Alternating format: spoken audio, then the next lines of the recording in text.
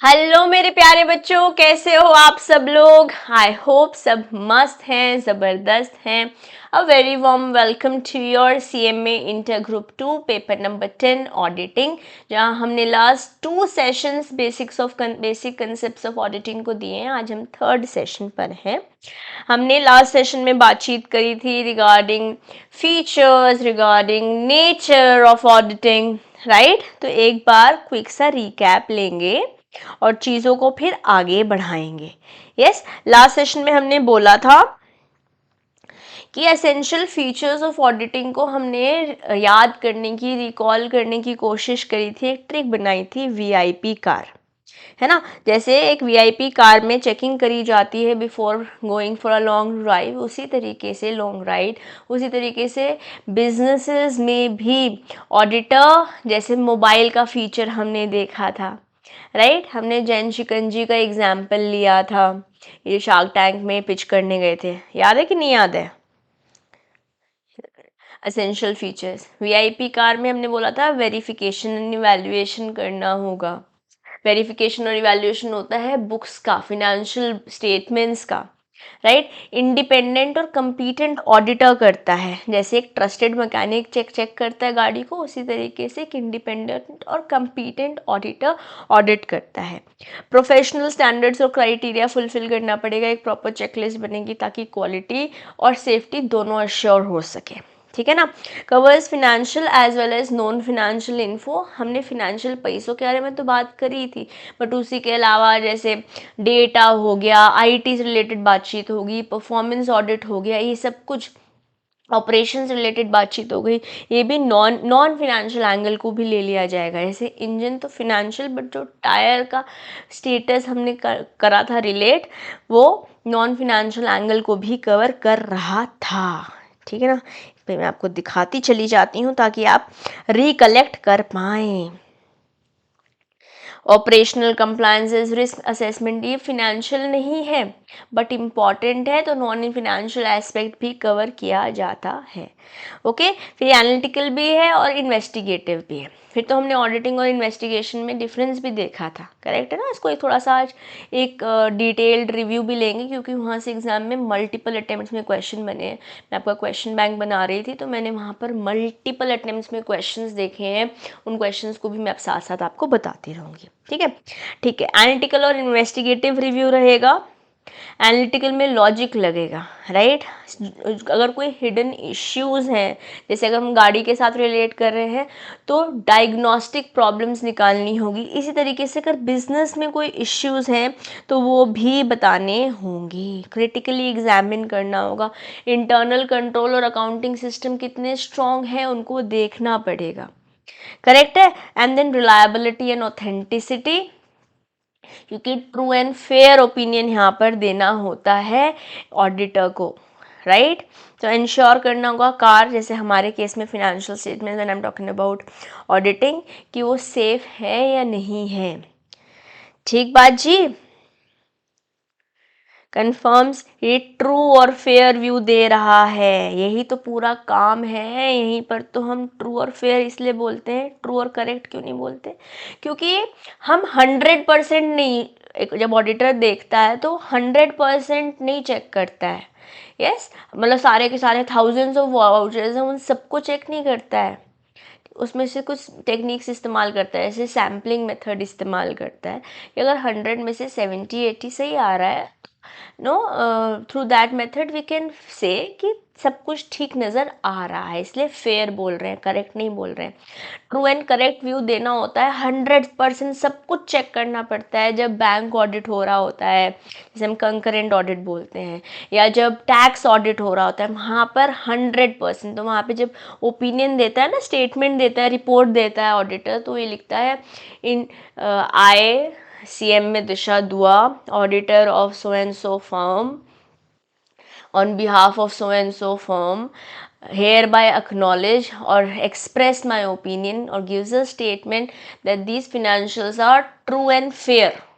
True and correct होगा अगर ये टैक्स ऑडिट होगा, अगर ये कॉन्करेंट ऑडिट होगा, या कॉन्टिन्यूसली ऑडिट चल रहा होगा, ठीक है। और ये प्रॉफिट और नॉन प्रॉफिट ऑर्गेनाइजेशन दोनों पर चलता है। तो हमने वीआईपी कार से याद कर लिए थे, verification and evaluation, independent and competent auditor. P से हमने पढ़ा था professional standards and criteria follow किया जाता है, वीआईपी हो गया था। फिर कार से हमने पढ़ा फिनेंशियल और नॉन फिनेंशियल दोनों कवर करते हैं, एनालिटिकल और इन्वेस्टिगेटिव रिव्यू है, प्लस रिलायबिलिटी और ऑथेंटिसिटी दोनों पर काम हो रहा है। ये द फीचर्स, ठीक है। फिर उसी तरीके से हमने नेचर ऑफ ऑडिटिंग भी जाना था। तो अगर ट्रेडिशनल व्यू में बात करी जाए, वेरिफिकेशन ऑफ डेटा किया जाता है यहाँ पर, राइट। तो मैंने वहाँ पे आपको एक पूरे स्टेप सीरीज के साथ शुरू किया था, स्टेप 1, स्टेप 2, 6 स्टेप्स तक गए थे। पहले डेटा वेरीफाई किया, फिर एविडेंस देखे, एग्जामिन किया कि इंटरनल एविडेंस क्या है, वो इंटरनल सिस्टम कितना स्ट्रॉन्ग है, अंदर ही कुछ गड़बड़ घोटाला है तो उसको स्पॉट करना पड़ेगा, टेस्ट करना पड़ेगा। फिर एक्सटर्नल एविडेंस ज़्यादा अच्छे हैं, है ना। मतलब जैसे अगर आपको अपना बचपन भी याद होगा, तो अगर आपने कुछ कहा है तो मम्मी शायद उस बात पे मानेगी नहीं, बट अगर आपके फ्रेंड ने कह दिया है तो बात मान लेंगे। ऐसे आज भी होता होगा, आप चाहे उससे पूछ लो, करेक्ट है ना। ऐसे ही। और फिर लास्ट में फिजिकल काउंट्स और एक्सपर्ट ओपिनियन भी लगता है। फिजिकल, जैसे मैंने आपको एग्जांपल दिया था वो ऑयल वाली कंपनी का, या इन्वेंट्री चेक कर रहे थे, फिजिकल वेरिफिकेशन भी होती है, ठीक है। तो ट्रेडिशनल सेंस में हो रहा है।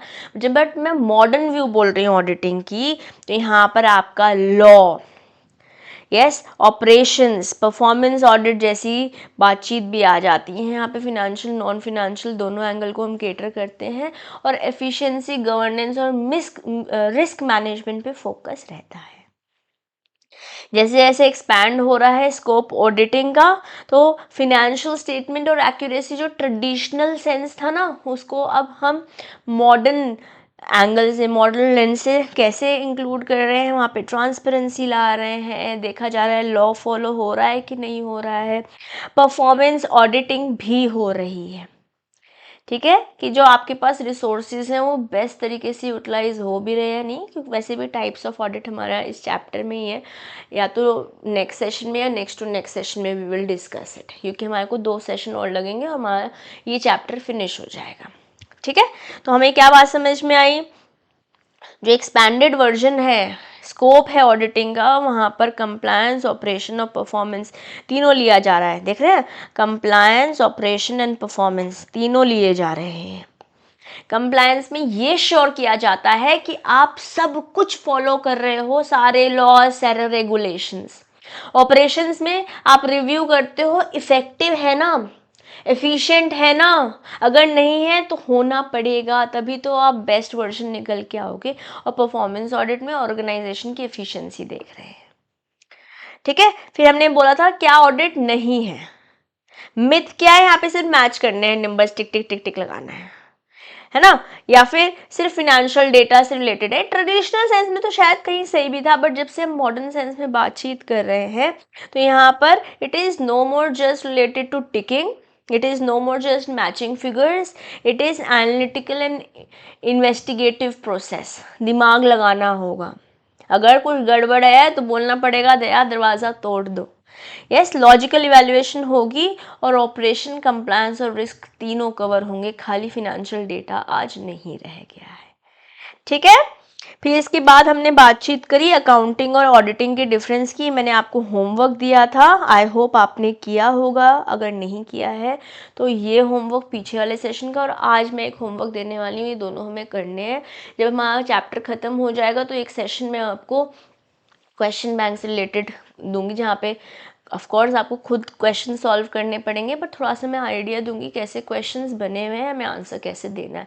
हमारी बुक के पीछे जो क्वेश्चन, मतलब हमारे स्टडी मैट में जो पीछे क्वेश्चंस दिए हुए हैं हर चैप्टर के पीछे, वो हमें करने ज़रूरी हैं, ठीक है। तो हम करेंगे, हमारा एक बार ये चैप्टर फिनिश होगा, इंडिविजुअल चैप्टर के बाद हम क्वेश्चंस करते चलेंगे। अब अगर अकाउंटिंग और ऑडिटिंग में डिफरेंस बोल रहे हैं, तो अकाउंटिंग में आप कलेक्ट करते हो, क्लासीफाई करते हो, समराइज करते हो आपके फिनेंशियल डेटा को, ठीक है। बट ऑडिट में आप क्रिटिकली एग्जामिन करते हो रिकॉर्ड्स को। क्या बोला हमने, यहाँ पे हम क्लासीफाई कर रहे हैं, कलेक्ट कर रहे हैं, समराइज कर रहे हैं, रिपोर्ट कर रहे हैं, क्या, फिनेंशियल डेटा। कहाँ पर, अकाउंटिंग में। बट जब मैं ऑडिटिंग के बारे में बात कर रही हूँ तो हम यहाँ पर क्रिटिकली एग्जामिन कर रहे हैं कि अगर कुछ गड़बड़ है तो उसको हमें सामने लेकर आना होगा। ठीक है, टाइमिंग क्या है, अकाउंटिंग साथ साथ हो रही है। अगर हमने किसी से सामान उधार पे लिया है या उधार पे बेचा है, लेट्स से आपने उधार पे सामान बेचा है, तो यहाँ पर debtor account debit to bank account या to sales account, sales account. अब सेल्स अगर रियलाइज होंगी तो अब आप पेमेंट अगर आ रही है तो उसके अकॉर्डिंग हम कर देंगे डेटर को हम जो ये हमारी सेल्स क्रेडिट पर हुई है इसका हम पैसा रियलाइज कर लेंगे। ठीक है ना, sales account debit to debtor account, जैसे भी होगा, सेल्स नहीं, यहाँ पर बैंक कैश आएगा। जो भी आपकी स्टेटमेंट्स है इमीडिएटली आप उसे करते रहेंगे साइमल्टेनियसली। बट ऑडिटिंग कब होती है, generally at the end of the year, transactions हो गई उसके बाद। यस, अकाउंटिंग रिकॉर्ड्स आप रिकॉर्ड करते हो जैसे जैसे वक्कर होती हैं, वेराज ऑडिटिंग रिव्यूज आफ्टरवर्ड्स, बाद में करते हैं। ठीक है, चाहे वो इंटरनल ऑडिट भी हो रहा है, चाहे साल के एंड वाला भी नहीं हो रहा, कॉन्टिन्यूस बेसिस पे हो रहा है, बट ऑडिट क्या करोगे, जो अकाउंटिंग हो गई है उसी की तो ऑडिटिंग करोगे ना। ठीक है, फिर पर्पस क्या है, अकाउंटिंग मेजर करता है, रिपोर्ट करता है बिजनेस ट्रांजैक्शंस को, जबकि ऑडिटिंग वेरीफाई करता है कि जो ये आपने ट्रांजैक्शंस डाली हैं, अकाउंटिंग करी है, ये सही भी है या नहीं, ट्रू और फेयर व्यू दिखा भी रहा है या नहीं। ओके, रिस्पॉन्सिबिलिटी अकाउंटिंग की मैनेजमेंट की होती है, और क्योंकि ऑडिटिंग बाहर वाले लोग चाहते हैं कि अंदर क्या हो रहा है देखा जाए, हाँ, तो यहाँ पर जो शेयर होल्डर्स हैं क्योंकि वो अपॉइंट कर रहे हैं, तो ये एक इंडिपेंडेंट ऑडिटर द्वारा किया जाता है। इन जनरल इसे बोल रही हूँ क्योंकि इंटरनल ऑडिटर तो खुद मैनेजमेंट ही अपॉइंट करता है ना, वो तो एक तरीके से फिर इंडिपेंडेंट नहीं होगा उसका ओपिनियन, क्योंकि उसको तो सैलरी वहीं से मिल रही है। सही बात है, अकाउंटिंग कंप्लाई करना पड़ता है इंटरनल यूज़ के लिए, और ऑडिटर्स प्रोवाइड करते हैं फिनेंशियल एक्यूरेसी सारे स्टेक होल्डर्स को। स्टेक होल्डर्स कौन है, स्टेक होल्डर्स में शेयर होल्डर्स तो आते ही हैं, शेयर होल्डर्स तो आते ही हैं, उसी के साथ साथ आपके क्रेडिटर्स आ गए, ठीक है, सप्लायर्स आ गए, इसके अलावा कस्टमर्स आ गए, ठीक है ना, all of these are, government आ गई। शेयर होल्डर क्यों, क्योंकि उनको डिविडेंड मिलने वाला, उन्होंने पैसे डालने। क्रेडिटर्स क्योंकि उन्होंने सामान आपको या पैसे दिए हुए उधार पर, सप्लायर ने सामान दिया हुआ है उधार पर, कस्टमर तो आपसे सामान खरीद रहा है, तो आप know how are you doing, government में आप टैक्स दे रहे हो, तो सब सबका इंटरेस्ट है आपके बिजनेस में, इसलिए स्टेक होल्डर्स हैं। और ऑडिटर जब प्रोवाइड करता है रिपोर्ट, फिनेंशियल एक्यूरेसी किसको देता है, स्टेक होल्डर्स को देता है। रिपोर्टिंग किसको हो रही है, basically that's the question here. तो हमने डेफिनेशन देखा, टाइमिंग हमें समझ में आई, पर्पस हमें समझ में आया, रिस्पॉन्सिबिलिटी किसकी है वो भी हमने जान लिया, किसको रिपोर्ट करेंगे। अब जिसने हमें अपॉइंट किया होगा, मैनेजमेंट ने अपॉइंट किया तो मैनेजमेंट को रिपोर्ट करेंगे, अपनी अकाउंटिंग इंटरनल यूज़ के लेंगे, और क्योंकि शेयर होल्डर्स ऑर्गेनाइजेशन के बाहर बैठे हैं उनके वजह से एक इंडिपेंडेंट ऑडिटर आया है, तो रिपोर्ट भी उन्हीं को ही जाएगी, राइट। इंडिपेंडेंस रहेगा, अकाउंटेंट वर्क्स फॉर मैनेजमेंट, जबकि ऑडिटर वर्क करता है शेयर होल्डर्स के लिए, जैसे हम कॉन्टिन्यूसली हर सेशन में पीछे भी बात करते आए हैं, और अभी भी इसको अपने दिल में इस कंसेप्ट को बिठा लेंगे। ठीक है, लायबिलिटी क्या है, अकाउंटेंट की कोई लायबिलिटी नहीं है थर्ड पार्टी के लिए, बट क्योंकि ऑडिटर एक इंडिपेंडेंट रिव्यू बता रहा है, उसके बेसिस पर लोग शायद पैसे डाल रहे हैं बिजनेस में, शेयर खरीद रहे हैं आपका। ठीक है, तो ये बिल्कुल सर्टेन कंडीशंस में ऑडिटर की अकाउंटेबिलिटी आ जाती है। जैसे मैं सत्यम स्कैम के बारे में रेफर किया है मैंने पहले भी, और आएगा, आई थिंक आज नहीं तो आने वाले 2 सेशंस में आएगा। I am going to talk about it in details. वहाँ पर विंडो ड्रेसिंग हुई हुई थी, मान लेते हैं कोई ट्रांजैक्शन 1 करोड़ की थी, एक ज़ीरो और लगा दी उन्होंने, 10 करोड़ की दिखा दी। ठीक है, करेंगे उस बारे में बात करेंगे। बट फिर जब पकड़े गए तो फिर ऑडिटर भी पकड़े गए थे वहाँ पर। Okay, if you have not read about it online, just go check it out whenever you get time, and otherwise any which ways मैं आने वाली क्लासेस में डिस्कस तो करूँगी ही आपके साथ। ठीक है, अब ये मैंने आपको होमवर्क दिया था, अगर आपने नहीं किया है तो इसको करना ही करना है। बट आज जो होमवर्क मिलने वाला है वो है ऑडिटिंग वर्सेस इन्वेस्टिगेशन पर आपको लिखना है। Very very to the power infinity important topic है, मल्टीपल अटेम्प्ट्स में क्वेश्चन पूछा गया है। तो before I simply conclude on the topic, क्योंकि लास्ट टॉपिक पढ़ा था, मैं एक सिनेरियो आपके साथ डिस्कस करना चाहूँगी कि ऑडिटिंग और इन्वेस्टिगेशन में डिफरेंस ही क्या है। ठीक है, ऑडिटिंग और इन्वेस्टिगेशन में डिफरेंस ही क्या है, एक सिनेरियो के साथ समझेंगे और फिर पीछे आएंगे इसके पास। ठीक है, मान लेते हैं केस हुआ, एक केस है, मान लेते हैं आप ऑडिटर हैं और जो इन्वेंट्री है ना जिसका आप ऑडिट करने गए हो वो गायब होती जा रही है। बैकग्राउंड बताऊं तो मान लेते हैं आप एक्सटर्नल ऑडिटर हैं जो कि फिनेंशियल स्टेटमेंट्स पे अपना ओपिनियन देने के लिए आए हैं, तो उसके लिए आपको वेरिफिकेशन करनी पड़ेगी, ऑडिटिंग करनी पड़ेगी, अपना इवैल्यूएशन करना पड़ेगा। करेक्ट है। कंपनी जिसका करने आए हो उसका नाम है टेक ट्रेड लिमिटेड, जो कि इलेक्ट्रॉनिक गैजेट्स बेचती है। अब आपका काम क्या है, आप फिनेंशियल रिकॉर्ड्स देखेंगे और बताएंगे कि ये ट्रू और फेयर व्यू दिखा रहे हैं या नहीं, ऑर्गेनाइजेशन का फिनेंशियल पोजीशन सही है या नहीं, ये बैकग्राउंड रहा। अब क्योंकि आप एक्सटर्नल ऑडिटर हो, इंडिपेंडेंट ऑडिटर हो, अनबायस्ड हो, इंडिपेंडेंट हो, किसी भी तरीके से आप पार्शियलिटी नहीं करेंगे, तो आप ऑडिटिंग करना चालू करोगे। जब आपने ऑडिटिंग करनी शुरू करी, ठीक है, तो आपने इन्वेंट्री चेक करा, कंपनी की इन्वेंट्री रिकॉर्ड देखा, कुछ तो अनयूजुअल सा दिखाई दिया।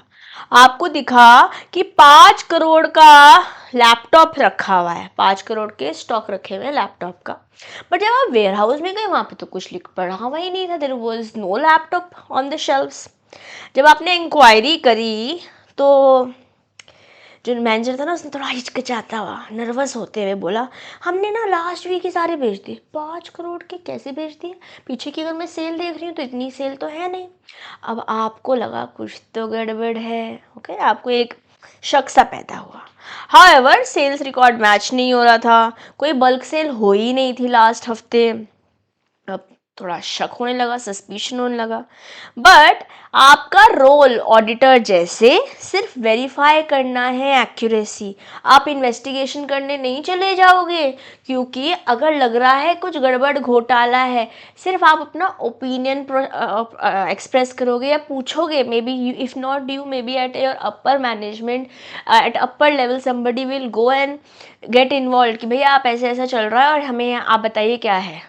आप सिर्फ इतना कर सकते हो, आप सीआईडी बन के क्या, या फिर मैं लास्ट सेशन में डिटेक्टिव का नाम मुझे याद नहीं आ रहा, आ रहा था, अब मैं रिसर्च कर आई हूँ, इट वाज ब्योमकेश बख्शी, है ना, शशांक सिंह राजपूत की वो मूवी है। या फिर शर्लॉक होम्स लेकर अपना लेंस लेके नहीं जाने लगेंगे क्या हो रहा है, कुछ तो गड़बड़ है। You will not do this all this, why? Because investigation में भी हो सकता है पुलिस इन्वॉल्व हो, इधर हो सकता है कुछ इन्वेस्टिगेटर्स इन्वॉल्व हो जिनके पास वो काम करने का नॉलेज हो, पावर हो। मान लेते हैं गड़बड़ चल रही है, आपने मूवीज में तो देखा है, उठा लेते हैं लोग, जैसे ही पता चलता है somebody knows something, उसको उठा लिया जाता है ना। तो इसी तरीके से यहाँ पर भी गड़बड़ हो सकती है, तो इन्वेस्टिगेशन करने आप खुद नहीं चले जाएंगे, वरना गड़बड़ घोटाला हो सकता है। जैसे आपने अगर मैंने एक मूवी देखी थी सीए टॉपर, उस पर नेटफ्लिक्स पे थी शायद, आई डोंट रिमेम्बर, किसी ओटीटी प्लेटफॉर्म में थी। वहाँ पर ही was this person was a chartered accountant, okay, in some government organization, उसको टेंडर पास करना था। अगर आप चले गए ना खुद खुद देखने के लिए, भाई साहब आप कहीं मिलोगे भी नहीं। तो आपका दरमिया, जो आपका दायरा है एज एन ऑडिटर, सिर्फ अपना ओपिनियन एक्सप्रेस करना है, चले नहीं जाओगे आप फील्ड में। ठीक है, क्योंकि अगर आप चले गए और पता चला कि आप, पहली बात तो ये एथिकली रॉन्ग हो जाएगा। अगर मान लेते हैं ऑर्गेनाइजेशन में सच में कुछ नहीं हो रहा था और आपको ऐसी कीड़ा आया हुआ था शक का, बहुत इसके लीगल कंसिक्वेंसेस भी हो सकते हैं, आपका नाम खराब हो सकता है, जिस फर्म से आप आए हैं उसका नाम खराब हो सकता है, प्लस आपकी जान को भी तो खतरा है भैया, है ना। ऑडिटर का रोल कहाँ स्टॉप हो जाएगा, उसको क्या बोलना है कि भैया कुछ गड़बड़ है, डिस्क्रिपेंसी दिख रही है, तो एम्फेसिस करेगा इस मैटर को कि या तो हमें सोल्यूशन दो, वरना मैं अकॉर्डिंगली रिपोर्ट दे दूंगा, आप हमारा जो शक है इसको दूर कीजिए। यहाँ पे आपको ये काम करना है, खुद जाके नहीं फील्ड में पहुंच जाना है। You communicate the concern to company's board and suggest कि फर्दर इन्वेस्टिगेशन क्या होनी चाहिए। अगर आप खुद तो नहीं करेंगे, बट ये बोलेंगे इन्वेस्टिगेशन होनी चाहिए। You do not start interrogating employees या सीसीटीवी फुटेज देखने लग जाओगे, वो आपका काम नहीं है प्यारे बच्चों। Okay, this is where your audit ends, because auditor's role is not to investigate but to report. आपका काम इन्वेस्टिगेट करना नहीं, आपका काम रिपोर्ट करना है एंड इंश्योर कि कंप्लायंसेस हो रहे हैं। जो हम एएस या जब आप पढ़ेंगे कॉस्ट ऑडिट पढ़ेंगे फाइनल में, तो वहाँ पर जो हमारे cost auditing cost accounting standards हैं, कैश फॉलो हो रहे हैं। ठीक है, अब अगर इन्वेस्टिगेशन चालू होती है क्योंकि आपने सजेशन किया है, तो हो सकता है एक फॉरेंसिक अकाउंटेंट आए, हो सकता है कोई लीगल एक्सपर्ट आए, बट वो आप नहीं है प्यारे बच्चों, उसके लिए प्रॉपर एक सेपरेट टीम है। और अगर आप इन्वेस्टिगेशन में जाते हो तो आपके पास वो रिसोर्सेज होने चाहिए, may be gunman will go with you. ठीक है, फाइंडिंग फ्रॉम द इन्वेस्टिगेशन क्या आया कि इनसा किसी ने चुरा लिया था, let's say ware house manager ने, या इन्होंने सेल्स इनवॉइस फेक निकाली हुई है। फॉरेंसिक टीम ने सीसीटीवी कैमरास को पकड़ा, देखा कि यहाँ तो स्मगलिंग हो रही है, कोई चोरी चकारी करके चला गया, तो फिर अकॉर्डिंगली पुलिस एक्शन लेगी, अरेस्ट करेगी। बट आपका role as an auditor is not involve in investigation. कुछ तो गड़बड़ है तक तो ठीक है, बट दरवाजा नहीं तोड़ सकते आप। ओके, की डिफरेंस क्या है? ऑडिटिंग को आप एक हेल्थ चेकअप जैसे मानो, जहाँ पे डॉक्टर एग्जामिन करेगा कि हाँ बुखार है, कि पेट में दर्द है, थर्मामीटर लगाएगा, हो सकता है ब्लड प्रेशर चेक कर ले, कहीं ज़्यादा सीवियर लग रही है बात तो हो सकता है कुछ एमआरआई सीटी स्कैन एक्सेट्रा हो, रिपोर्ट करेगा। बट खुद जाके सर्जरी नहीं कर देगा जब तक कि आप सर्जरी के लिए अलाउड नहीं हो। यस, बट इन्वेस्टिगेशन को आप एक डिटेक्टिव के काम की तरह देखो। डिटेक्टिव क्योंकि फाइंड आउट करता है कि कौन है वो जिसने एक्चुअली में डिश किया था। ओके, फ्रॉड कैसे हुआ, और यहाँ पर पुलिस की भी रिक्वायरमेंट अगर होती है तो लेंगे। समझ में आया?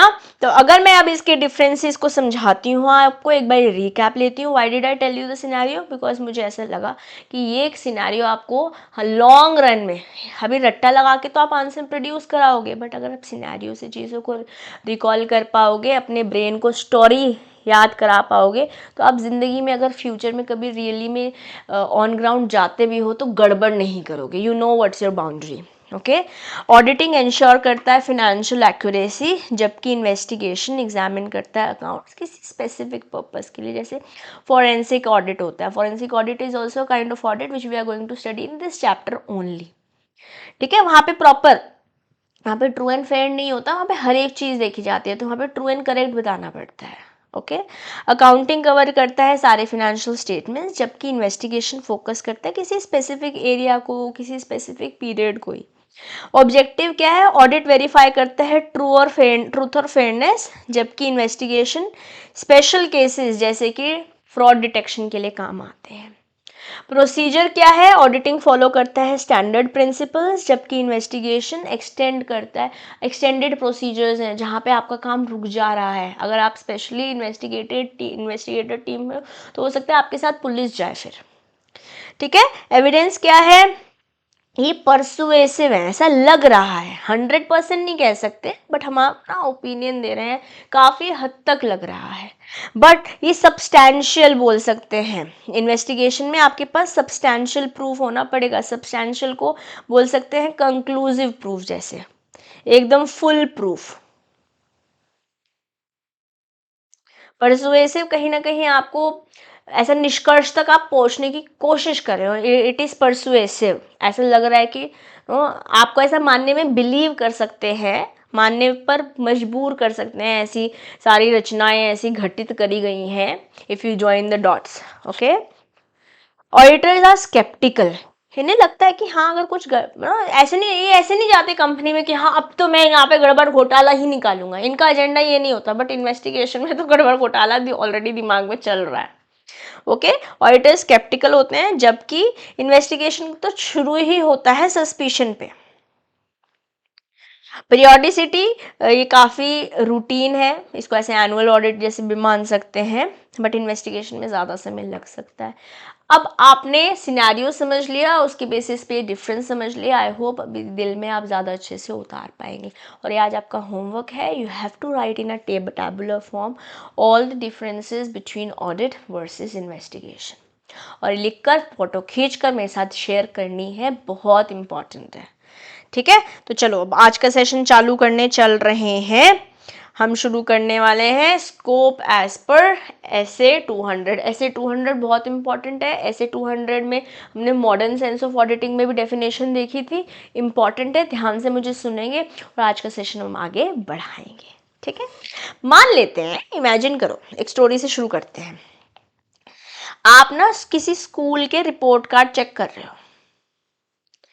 ओके, अब जब आप रिपोर्ट कार्ड चेक कर रहे हो प्यारे बच्चों, तो यहाँ पे reliability and sufficiency of information होनी पड़ेगी। जैसे जब एक टीचर ग्रेड करती है एंट्रीज को मैच करेगी एक्चुअल टेस्ट पेपर के साथ, कि अगर ये 5 नंबर का क्वेश्चन है तो 5 में से नंबर मिलने चाहिए। पता चल रहा है 5 नंबर में का क्वेश्चन, 5 नंबर का क्वेश्चन है, आपने 2 से नंबर दे दिए या आपने 7 में से नंबर दे दिए। That should not happen, right.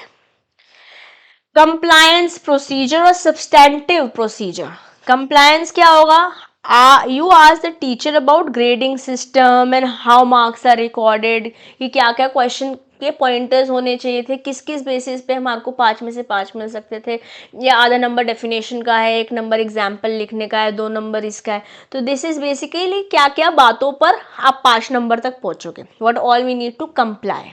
ठीक है, बट सब्सटैंशियल प्रोसीजर इज आप रैंडमली पिक कर रहे हो कुछ पेपर्स को, डबल चेक कर रहे हो कि आपने सारे मार्क्स सही दिए हैं कि नहीं। अब आपने मान लेते हैं 100 की कॉपी चेक कर दी, अब एक भाई ना आप देख रहे हो कि कुछ गड़बड़ तो नहीं है, 5-6 कॉपीज आपने उठा के रैंडमली चेक कर ली कि मैंने 5 में से ही नंबर दिए हैं ना, कोई क्वेश्चन छूट तो नहीं गया ना मेरे से। मैंने अगर 7 क्वेश्चन थे या 5 क्वेश्चन थे 7-7 नंबर के, इस तरीके से 70 नंबर का पेपर रेडी हो रहा था, तो इट्स फाइन, राइट। 5 क्वेश्चन तो नहीं होंगे, 10 क्वेश्चन 7-7 नंबर के। ठीक है, तो reliability and sufficiency of information check करिए आपने। इसके अलावा फिनेंशियल स्टेटमेंट डिस्क्लोजर, जैसे कि रिपोर्ट कार्ड में एक proper school grading system follow किया जाता है, उसी तरीके से फिनेंशियल स्टेटमेंट्स को फॉलो करना पड़ता है। Gap, accounting standards, legal rules. ऐसे तो नहीं ना कि मन कर रहा है कुछ भी टिक लगा दो, मन कर रहा है कुछ भी रॉन्ग कर दो। जैसे जब पेपर इवैल्यूएट हो रहा है वहाँ पर कुछ क्राइटेरियाज है, उसी तरीके से फिनेंशियल जब आप चेक कर रहे हो as an auditor under SA 200, you will have to follow the disclosures. If you check the marks, if you check if the marks written are in proper format, कि प्रॉपर परसेंटेजेस यूज़ कर रहे हो। अगर हो सकता है कोई school में कोई CPA या ग्रेडिंग सिस्टम इस्तेमाल होता है तो वो फॉलो हो रहा है। उसी तरीके से फिनेंसेस भी as per the disclosures, as per the requirements. अगर कंपनीज एक्ट कुछ कह रहा है आपको, या इनकम टैक्स एक्ट कुछ कह रहा है आपको, अकाउंटिंग स्टैंडर्ड्स कुछ कह रहे हैं आपको, फॉलो करना पड़ेगा। अगर मान लेते हैं मर्जर अमैल्गमेशन हो रहा है तो हमें पता है AS 14 लगना ही लगना है, या आप कॉर्पोरेट अकाउंटिंग ऑलरेडी अकाउंट्स में पढ़ रहे होंगे, right. Exercise of professional judgment. मान लेते हैं कि किसी बच्चे को काफी कम स्कोर मिला किसी इन अ की subject, you focus on it rather than worrying about small mistake in attendance records। अगर मान लेते हैं किसी बच्चे को बहुत कम नंबर मिले हैं किसी अच्छे सब्जेक्ट में, इंपॉर्टेंट सब्जेक्ट है, तो आपका फोकस उस पे होना चाहिए, अटेंडेंस रिकॉर्ड की मिस्टेक पे नहीं, है ना। तो ऑडिटर वैसे ही सिमिलर तरीके से कुछ छोटे मोटे खर्चे होंगे, जैसे मैंने ऑटो वाले रिक्शे का एग्जांपल दिया था, कोई छोटे मोटे खर्चे होंगे ना उसको इग्नोर कर दिया जा सकता है। बट अगर कोई खर्चा गड़बड़ दिख रहा है तो उस पर आपको एक्ट करना पड़ेगा, आपको प्रायोरिटाइज करना होगा, मेजर इश्यूज को माइनर वन से रिप्लेस करना पड़ेगा। यस, इस तरीके से जब ये एक प्रोसेस फॉलो होता है ऐसे 200 के अंदर, ऑडिट अश्योर कर पाता है कि फिनेंशियल स्टेटमेंट्स जो हैं वो एक्यूरेट है, कंप्लीट है और सारे रूल्स को भी फॉलो कर रही हैं। ठीक है, तो अब हम क्या बोल रहे हैं, ऐसे 200 के अकॉर्डिंग ओवरऑल ऑब्जेक्टिव है एक इंडिपेंडेंट ऑडिटर का कि जो ऑडिट कर रहा है वो रिलायबल और सफिशिएंट इंफॉर्मेशन इस्तेमाल करते हुए हो रहा हो.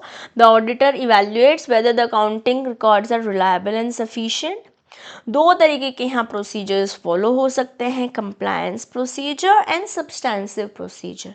कंप्लायंस प्रोसीजर में you study the accounting systems and internal control कि अंदर अगर मतलब मान लेते हैं कि 5 लाख तक की ट्रांजैक्शन जो है मिस्टर ए या इस लेवल वाले जना अप्रूव करता है, इसके ऊपर की ट्रांजैक्शन इस लेवल पे जाती हैं.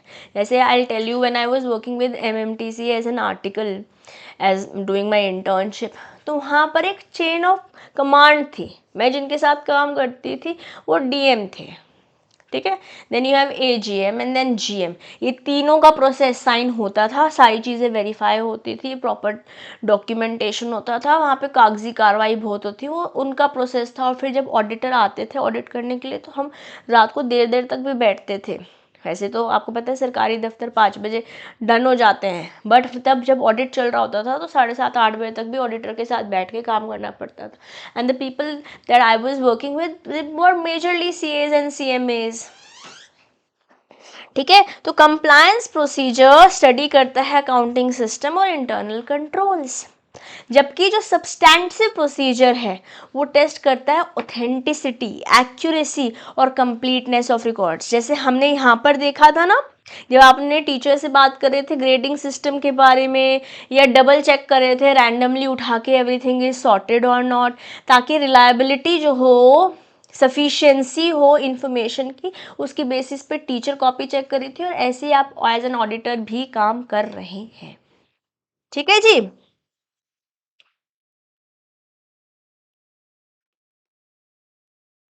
ठीक है, तो reliability and sufficiency of information when we are talking about it, the auditor evaluate करता है अकाउंटिंग रिकॉर्ड्स को कि वो रिलायबल है, सफिशिएंट है. और ये दो प्रोसीजर से होगा, एक कंप्लायंस प्रोसीजर है, एक सब्सटेंसिव प्रोसीजर है. Okay, then financial statement disclosure. Auditor को चेक करना पड़ता है कि फिनेंशियल स्टेटमेंट जो बनी है वो प्रॉपरली सब कुछ फॉलो करते हुए बनी है ना, कंप्लायंसेस जो लॉ बोल रहे हैं वो फॉलो हो रहे हैं ना. जैसे gap, generally accepted accounting principles follow हो रहे हैं, एएस फॉलो हो रहा है. जैसे मैंने अमेलगमेशन का केस दिया आपको, वहाँ पे एएस 14 लग रहा है. होल्डिंग कंपनीज आपके पास आएगा, फाइनल में पूरा अकाउंट में बहुत बातचीत होगी उसकी, ठीक है, बहुत समय लगेगा फाइनल में होल्डिंग अकाउंट्स पढ़ने में. होल्डिंग में एएस 14 ही आने वाला है. ओके, स्टैट्यूटरी रिक्वायरमेंट जैसे कंपनीज एक्ट 2013 अगर कुछ बोल रहा है वो सब कुछ फॉलो हुआ है ना, किसी पर्टिकुलर की चीज़ के लिए प्रोविजंस बनने थे, वो हुआ है या नहीं, या एक्चुअल बेसिस पे ही कोई एंट्री होनी चाहिए थी, आपने अक्रूवल पे तो नहीं कर दी है. All of those things. Okay, then आप एक प्रोफेशनल जजमेंट को एक्सरसाइज करते हो, फोकस करते हो, जो ज़्यादा इंपॉर्टेंट चीज़ है उसको ज़्यादा तवज्जो देते हो, मटेरियल आइटम्स पे ज़्यादा फोकस करते हो, चाहे वो इंडिविजुअली हो चाहे ग्रुप्स में हो. 3 पॉइंटर्स ऐसे 200 में हमने टीचर के एग्जाम्पल से समझे थे और फिर हमने ऑडिटर के एग्जाम्पल से भी देख लिए हैं. Okay, now we go beyond verification. Auditor की ड्यूटी है वो सिर्फ और सिर्फ वेरीफाई नहीं करेगा ट्रांजैक्शन या वाउचर्स, बट और क्या भी देखेगा, वो देखेगा ऑथेंटिसिटी है क्या ट्रांजैक्शन की. मतलब आप सिर्फ काउंटिंग नहीं करोगे कैश की आए पैसे और काउंट करने लगे. ओके, यू चेक सारे जो रिकॉर्ड्स हुए हैं सेल के वो मैच कर रहे हैं क्या कस्टमर की एंट्री के साथ. Did a 500 bill get recorded properly or was it entered as 50 rupees? गलती से तो नहीं कर, कोई omission तो नहीं हो गया है. ओके, तो ऑथेंटिसिटी भी चेक करोगे, खाली ट्रांजैक्शन मैचिंग नहीं करनी है तो कोई भी कर लेगा. एक बीकॉम पास बंदे को लगाओगे वो भी कर लेगा. ठीक है, फिर आप एक्यूरेट इंश्योर करोगे कि सारी रिकॉर्डिंग्स एक्यूरेटली हो रही है बुक्स ऑफ अकाउंट्स में. अगर किसी कस्टमर ने यूपीआई के थ्रू पेमेंट करी है बट आप ऐसे दिखा रहे हो as an entry cash received, you investigate ऐसा क्यों हो रहा है. हर एक ट्रांजैक्शन के लिए प्रॉपर कैटेगरी होनी जरूरी है. जैसे मान लेते हैं मैं अपनी डॉटर के साथ हैमलीज गई, ठीक है, और उन्होंने मेरे से पूछा कार्ड या कैश, तो मैंने बोला यूपीआई. तो जब वो अपने सिस्टम में मेरा बिल जनरेट कर रहे हैं ना, तो वहाँ पे यूपीआई डालेंगे, फिर वो ऐसे उनके पास एक मशीन सी होगी, वो आप डिसाइड कर देंगे, फिर उसे आप स्कैन करके पेमेंट। ऐसे ही आप डोमिनोज में पिज्ज़ा लेने गए तो आप कैसे पेमेंट कर रहे हो, you have to tell that because all of that is audited. I remember मैं C M A I was already working with Accenture, और मैं ट्रांसफ़र पुणे से लेकर गुड़गांव आई थी, and I was living in Lajpat Nagar that point in time Delhi में। ठीक है, तो वहाँ पर एक स्टोर था, मोर स्टोर, MORE, आपने ऑरेंज कलर का बैनर वाला देखा होगा। I am not sure Covid के बाद वो सर्वाइव कर पाए हैं या नहीं, बट उस समय तो वो था। और मेरे आसपास कहीं नहीं है अब नोएडा में, बट अगर आपके आसपास होगा तो आप देख पा रहे होंगे। But even more is not a concern is मैं इस डिपार्टमेंटल स्टोर मोर स्टोर में गई, सुपर मार्केट बोलो, डिपार्टमेंटल स्टोर बोलो। अब यहाँ पर लगभग 8 सवा 8 हो गए थे। मैं उस दिन ऑफिस से आने में देर हो गया था, क्योंकि गुड़गांव से दिल्ली आना अपने आप में एक जद्दोजहद है। साइबर क्या क्या था, साइबर सिटी नाम ही भूल गई मैं, साइबर हब से बाहर निकलने में ही एकदम थक जाते थे। और मैं जैसे ही घर के पास पहुंची, मतलब ये था कि मैं दही दूध लेकर जाऊँ, वरना सुबह क्या टिफ़िन में पैक करके लाऊंगी और क्या दूध चाय पी कर आऊँगी।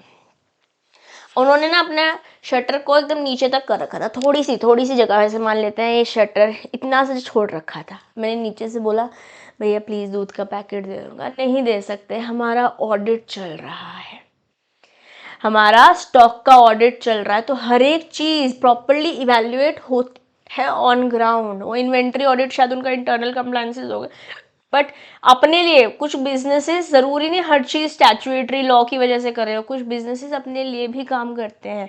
क्योंकि अगर फ्रेंचाइज दी हुई है या कंपनी ओन्ड या समबडी एल्स इज और फ्रेंचाइजी ऑपरेटेड मॉडल में आप काम कर रहे हो, then you have to see how are employees working, वहाँ पे भी ऑडिटिंग की ज़रूरत पड़ जाती है। ठीक है, वेरीफाई करना पड़ेगा कंप्लायंस हो रहा है लॉ और अकाउंटिंग स्टैंडर्ड्स का, जो कि हमने पीछे भी देखा। फिनेंशियल स्टेटमेंट डिस्क्लोजर ऐसे 200 भी तो बोल रहा है इसके बारे में। क्या बोल रहा है, अगर मान लेते हैं रेस्टोरेंट जब खाना सर्व करता है तो जीएसटी लगाता है ना, तो वो जीएसटी वो ढंग से लगा रहा हो। If the law requires 5% but customer से वो 10% चार्ज कर रहा है, तो ये तो रेड फ्लैग है, दैट्स नॉट करेक्ट। ऐसे आप बहुत सारे इन्फ्लुएंसर्स को इंस्टाग्राम पे देखते होंगे कि मैंने 3 आइटम लिए बट आपने फ्लैट 18% लगा दिया। 5 एजुकेशन आइटम पे तो 5% लगाना चाहिए था, आपने 18% कैसे लगा दिया। तो all of these things, it is just not about verification of vouchers when I am talking about auditing, but यहाँ पे ऑथेंटिसिटी भी देखते हो आप ट्रांजैक्शंस की, एक्यूरेसी भी देखते हो रिकॉर्ड्स की, और कंप्लायंसेस भी देखते हो कि लॉ के साथ और हमारे स्टैंडर्ड्स के साथ, अकाउंटिंग स्टैंडर्ड्स के साथ चीज़ें तालमेल बिठा रही हो। Am I clear? Very well. Now, basic principles governing an audit as per SA 200 ICAI, that is Institute of Chartered Accountants of India guidelines, कुछ principles govern करते हैं auditor की responsibility. Yes, what are the responsibilities? Let's talk about it, but before I talk about it, let me give you a scenario. एक scenario narrate करती हूँ, फिर आपको चीज़ें अच्छे से समझ में आएंगी। ठीक है, तो ऐसे मानते हैं, लेट्स से ये आप ना ऑडिटर है, आप ऑडिटर हैं, एक मॉल में गए। ठीक है, दैट्स अ मॉल, इस मॉल का ऑडिट आपको मिला, यू आर एन ऑडिटर। ठीक है, ये आपको असाइन कर दिया गया। अब जब आपके पास डॉक्यूमेंट्स एक्सेट्रा है, आप मॉल में आपने विजिट किया, तो पता चला कि जो मॉल का ओनर है वो आपका क्लोज रिलेटिव है। मुझे बताइए, क्या यहाँ पे आपकी इंडिपेंडेंस इम्पेयर नहीं हो जाएगी? व्हाट डू यू गाइस से? अगर आप किसी अपने क्लोज रिलेटिव का ऑडिट करेंगे, तो as an auditor will you be, can you be, even if you want to be, ठीक है, तो क्या है यहाँ पे आपकी इंडिपेंडेंस इम्पेयर नहीं हो जाएगी? हो सकती है मैम, बिल्कुल हो सकती है। तो या तो आप इसके बारे में बताएंगे, मतलब बताना ही होगा, that will be the best way. आप बता दो कि you know he is my relative, मेरा यहाँ पर सही होना सही नहीं होगा, हो सकता है मैं अनबायस्ड रिपोर्टिंग ना दे पाऊँ.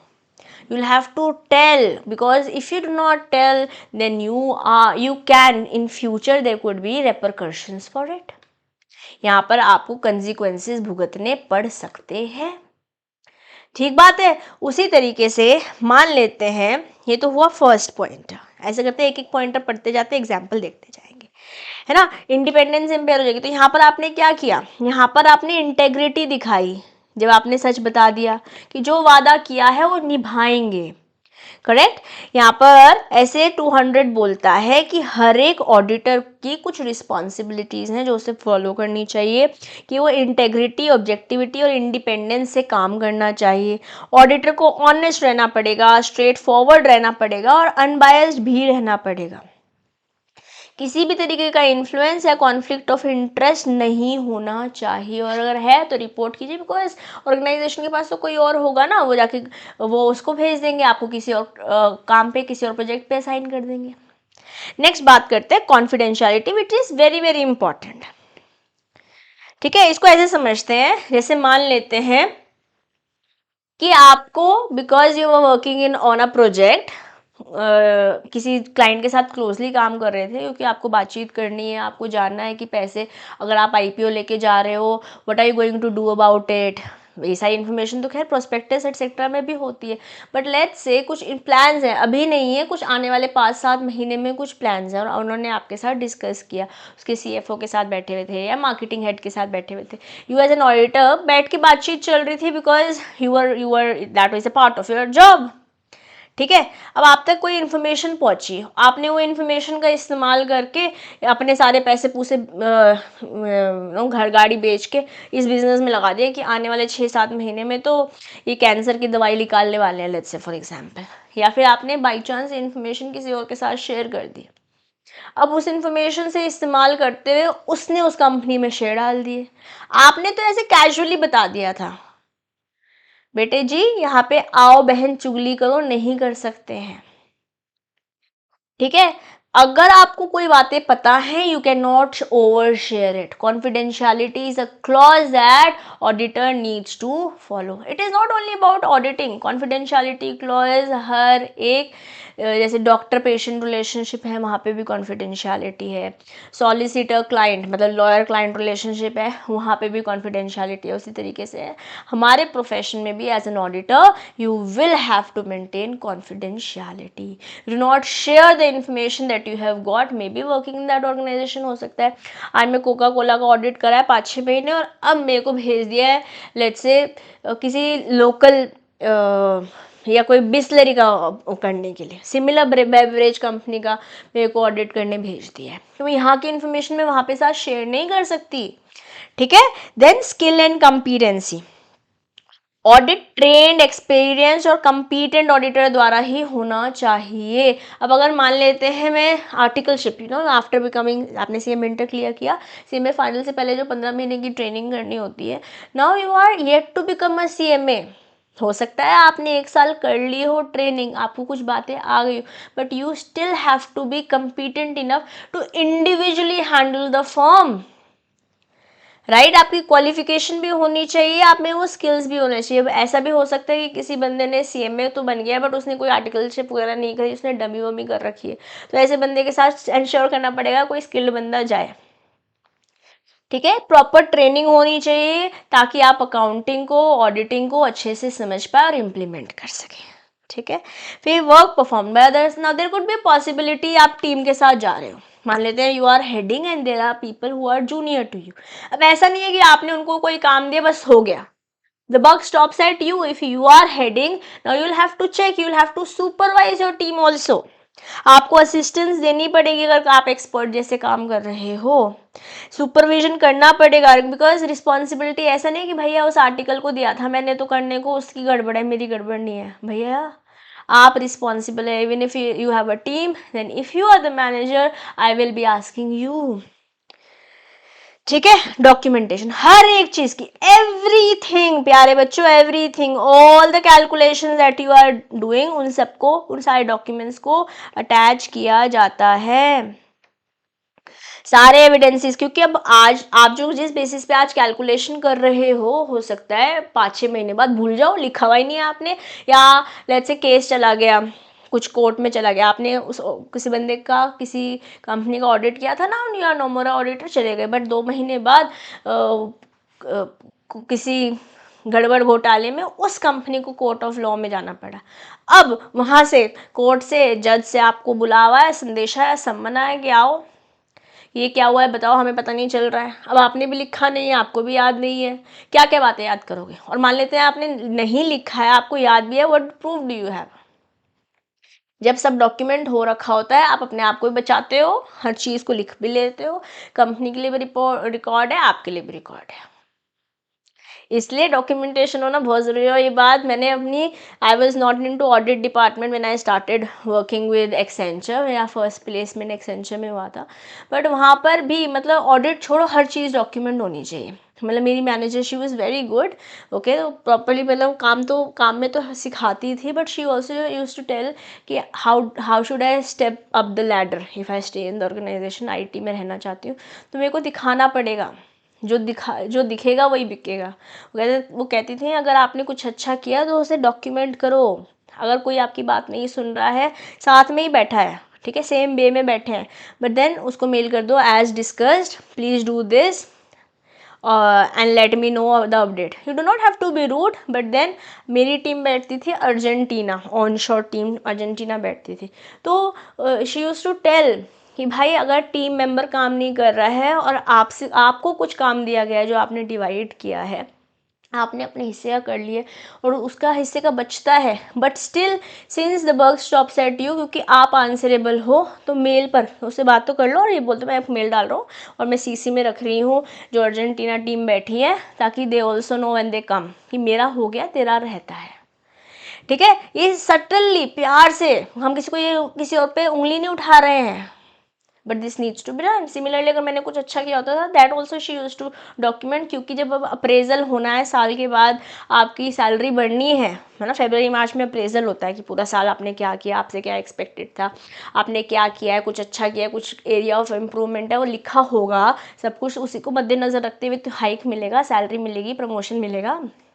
उसी तरीके से ये तो एक जनरल सेंस में हमने बात करी है, डॉक्यूमेंटेशन तो हर चीज़ का होना चाहिए अपनी कॉपी में। अगर आप अपने रजिस्टर नहीं बना रहे हैं, नोट्स नहीं लिख रहे हैं, तो वो अपने लिए गड़बड़ कर रहे हो, क्योंकि हो सकता है आज बातें समझ में आ रही हो, बट जब रिविजन करने बैठोगे क्या करोगे। और अगर दोनों ग्रुप साथ में दे रहे हो, there is no gap also, right. तो here is a reminder, start documenting your notes, ठीक है, और इंश्योर करेंगे कि फॉलो किया जा रहा है, अडेयर किया जा रहा है सारे audit principles. Now let's talk about planning. एक ऑडिटर को ना ऐसे हैप्पीजेडली नहीं जा सकते कि चलो पहुंच गए हैं, हम पहुंच गए ऑफिस, ठीक है, क्योंकि हम तो बाबू हैं, हम तो ऑडिटर हैं, आगे ऑडिटर के पीछे तो ऐसे भी सब घूमते हैं, आपने जाके कुछ प्लान नहीं कर रखा है, गए आप, पहले चाय नाश्ता आया, ठीक है, फिर आपने थोड़ा बहुत देखा चलो क्या कर लेता हूँ, देख लिया, फिर उसके बाद अब खाने का टाइम आ गया, या भूख लगी, फ्रूट खाने का मन कर रहा है, फ्रूट आ गया, ऐसे करते करते समय बीत गया 15-20 दिन, और जब आपका प्रिंसिपल और let's say you yourself are heading this entire project, अगर चीज़ें प्लान नहीं होंगी और 1.5-2 महीने में चीज़ें ख़त्म होनी है, 15 दिन ऐसे निकल जाएंगे। सो प्लानिंग पहले ही होनी चाहिए, प्लान्ड होगा तभी एग्जीक्यूट कर पाओगे। ऐसे बोलते हैं ना कि अगर आपने प्लानिंग ढंग से नहीं करी तो आप एग्जीक्यूट क्या करोगे, या आपने क्लास 12th में बिजनेस स्टडीज़ में पढ़ा होगा, if you fail to plan, you plan to fail, right. अगर आपने प्लान ही नहीं बनाया है तो कहीं ना कहीं आपने फेलिंग का प्लान बना लिया है, ठीक है। तो मान लेते हैं आप किसी ऑर्गेनाइजेशन में ऑडिट करने गए हैं, एक साल में वहाँ पे इन्वेंट्री का एक तरीका फॉलो हो रहा था, या डिप्रिसिएशन स्ट्रेट लाइन मेथड नहीं, WDV इस्तेमाल कर रहे थे, इस साल उन्होंने चेंज कर दिया है, तो you will have to ask, you will have to see, but उसके लिए पहले आपने प्लानिंग कर रखी होगी, तभी तो जाके कर पाओगे ना, राइट। सब कुछ प्लान करना पड़ेगा, एक चेकलिस्ट को चेक करना पड़ेगा, ये कुछ मिस नहीं हो जाए। ऑडिटर मस्ट अंडरस्टैंड कि क्लाइंट का बिजनेस क्या है, कैसे नेचर का है, क्या टाइमिंग है, किस एक्सटेंड तक ऑडिट प्रोसीजर की रिक्वायरमेंट रहेगी। उसके अकॉर्डिंग आप खुद भी काम करेंगे, अपने टीम में भी बांटेंगे, राइट जैसे घर में शादियां होती हैं, वहां पे भी तो प्लानिंग करनी होती है ना कि कौन क्या कैसे करने वाला है। Then audit evidence, auditor should gather sufficient and appropriate evidence, क्योंकि आपको सबूत के मद्देनजर रखते ही कुछ बात को के निष्कर्ष तक आप पहुंचोगे। You just do not accept, अगर मान लेते हैं इस मॉल में ही आप गए थे और ये इंडिपेंडेंटली कर रहे थे, आप नहीं जानते थे उस बंदे को, आप क्योंकि उसने बोल दिया आप नहीं मान लेंगे, आप वेरीफाई करेंगे रेंटल रिसीट्स क्या है, बैंक की स्टेटमेंट क्या है, अगर कोई लीज एग्रीमेंट हुआ है तो know what's the accuracy of it, ठीक है ना। तो कंप्लायंस प्रोसीजर और सब्सटेंसिव प्रोसीजर जो मैंने दोनों बताया है, सब्सटेंसिव इज 100%, कंक्लूसिव, या इसको ऐसे बोल सकते हैं, नहीं कंप्लायंस में तो हमने बोला था, सब्सटेंसिव में हमने बोला था जो इंपॉर्टेंट है, something that's more important, you prioritize, basically you prioritize, ठीक है। ऑडिट के evidence, then accounting system and internal control, आपको समझना पड़ेगा कि ऑडिट की अप्रोच क्या होने वाली है। अगर यहाँ पर चीज़ें स्ट्रिक्टली नहीं होती, जो लेवल्स ऑफ मैनेजमेंट है वो फॉलो नहीं होता है, साइनिंग अथॉरिटीज कुछ भी हैं, कोई भी कुछ भी कर ले रहा है, तो आपको पता चल जाएगा यहाँ पे चीज़ें वीक है, तो आपका ऑडिट का एंगल स्ट्रॉन्गर स्ट्रिक्टर हो जाएगा। बट कहीं पे अगर इंटरनली चीज़ें सही चल रही हैं तो ये जो आपकी स्केप्टिकलनेस है ना, जो ऑडिट में स्केप्टिकल होते हैं और इन्वेस्टिगेशन में हम सस्पिशन से ही चालू होते हैं, वो कहीं ना कहीं यहाँ पर you will try to settle, ठीक है ना। यहाँ पर वो बोलते हैं ना अपन ने कंक्लूसिव नहीं है, यहाँ पर हमने क्या बोला था, परसुएसिव है, काफी हद तक आप ये बिलीव करने लगेंगे चीजें सही चल रही हैं। कहाँ चला गया, हाँ ये रहा, ठीक है ना। मूविंग फॉरवर्ड ना, अब ऑडिटर को कंक्लूजन देना पड़ेगा, अपनी रिपोर्ट देनी पड़ेगी। अब ये रिपोर्ट 4 तरीके की हो सकती है, this report can be of 4 types. अगर सब कुछ सही लग रहा है ना, आप क्लीन रिपोर्ट दे दोगे।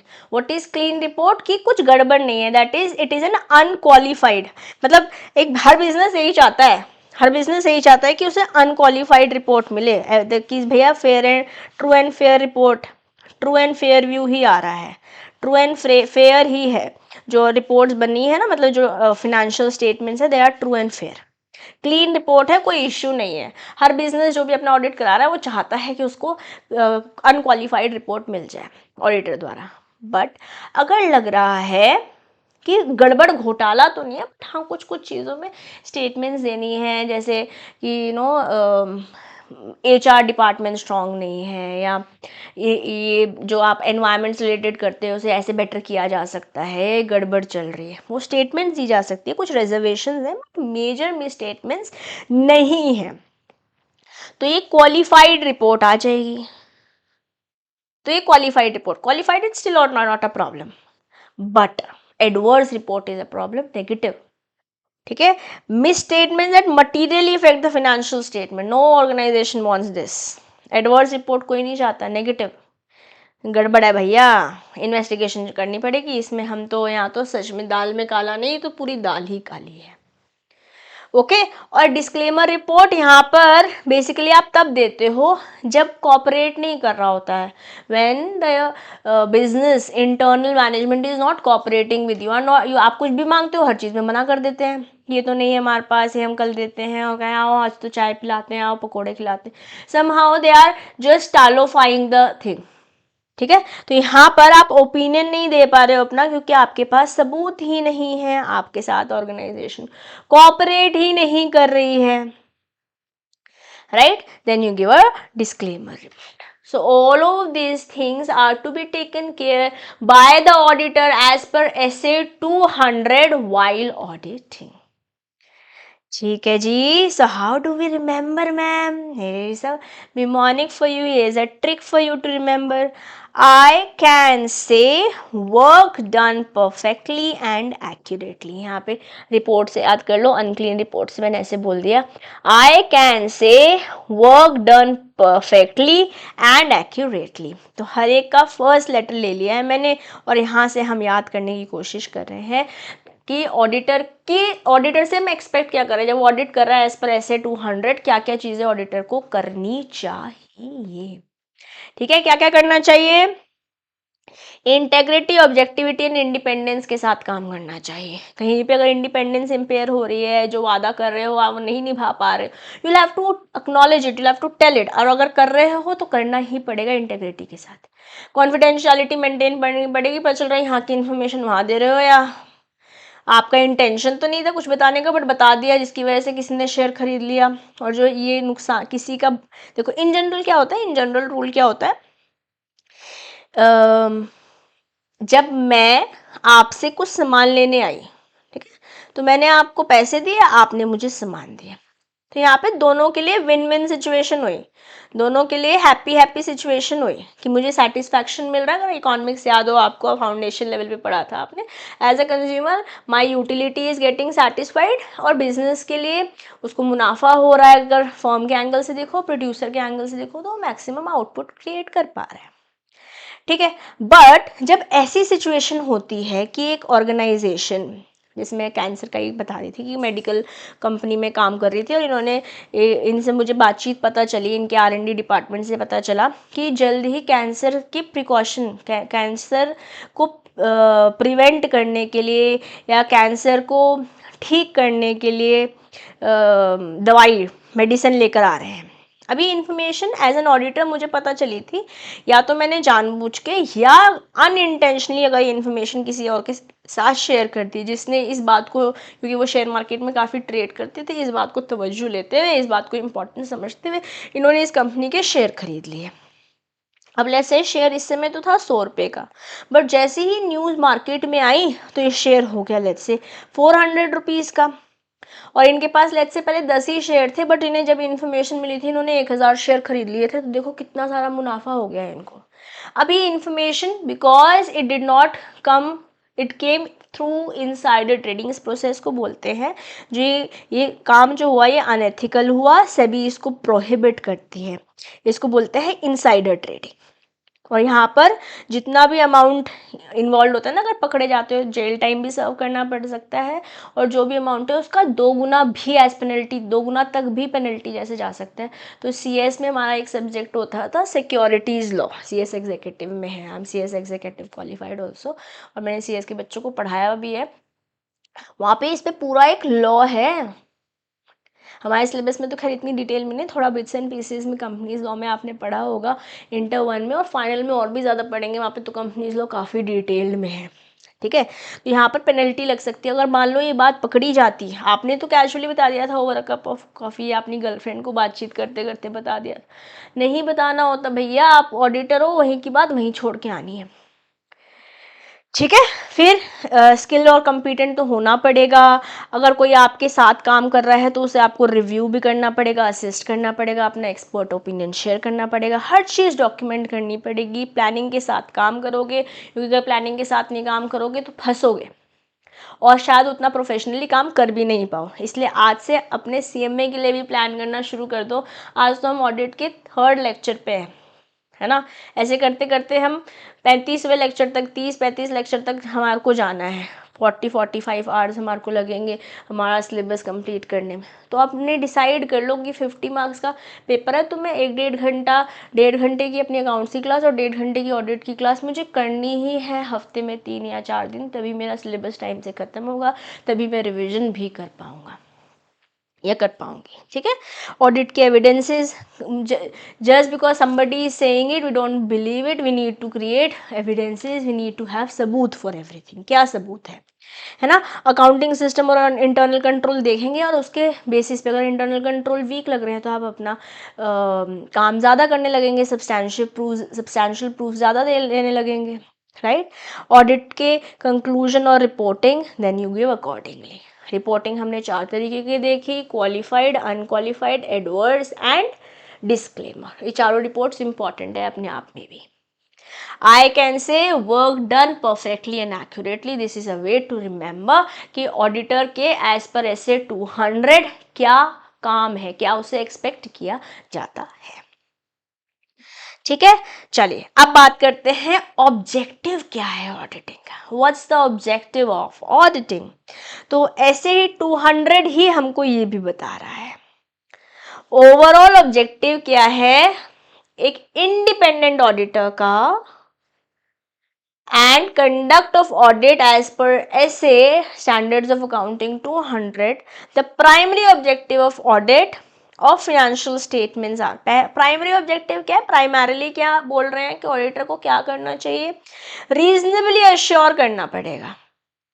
वो ही शुड बी रीजनेबली, 100% तो नहीं हो सकती क्योंकि हम ट्रू एंड करेक्ट नहीं दे रहे हैं, बट रीजनेबली काफी हद तक, परसुएसिवली, रीजनेबली हमें अश्योर होना पड़ेगा कि जो फिनेंशियल स्टेटमेंट्स है उसमें जो है ना कुछ मिस स्टेटमेंट्स नहीं है, कोई मटेरियल डिफेक्ट नहीं है, it's free from material miss statements. चाहे वो फ्रॉड के कारण हो या 500 को 50 लिख दिया या 50 को 500 दे दिया, गलती भी हो सकती है। ठीक है, रीजनेबल अश्योरेंस होना है। ठीक है, then you express your opinion, यहाँ पे आपको एक्सप्रेस करना है। प्राइमरी ऑब्जेक्टिव क्या है एक ऑडिटर का, कि वो एक्सप्रेस करेगा कि जो स्टेटमेंट्स हैं वो ट्रू और फेयर व्यू दे रहे हैं या नहीं, as per the financial reporting statements और रिक्वायरमेंट्स ऑफ द कंप्लायंसेस।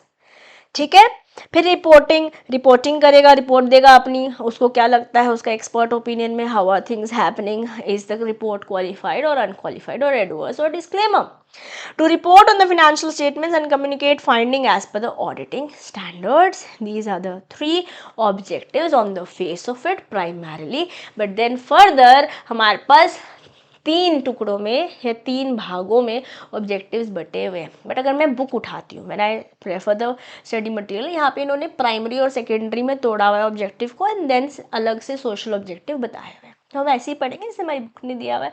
अगर आपके पास क्वेश्चन आता है what are the 2 types of objectives, आप ये दोनों लिखेंगे, प्राइमरी सेकेंडरी। ठीक है, बट अगर पूछते हैं what are the types of objective, तो पहले ऑब्जेक्टिव को ऐसे 200 के हिसाब से तीनों बताएंगे प्राइमरीली, जहां आपको रीजनेबल अश्योरेंस, ओपिनियन और रिपोर्ट देना है, उसके बाद प्राइमरी सेकेंडरी बताएंगे, और सोशल बहुत बड़ा नहीं है, हम सोशल भी बताएंगे अगर 5 नंबर का क्वेश्चन आता है। यहाँ पे एक्सप्रेसिवली क्वेश्चन में पूछा नहीं है कि प्राइमरी और सेकेंडरी बताओ या 2 टाइप बताओ। ठीक है, तो चलो प्राइमरी समझते हैं। ऑब्जेक्टिव ऑफ ऑडिटिंग ये हमारी बुक में दिया हुआ है।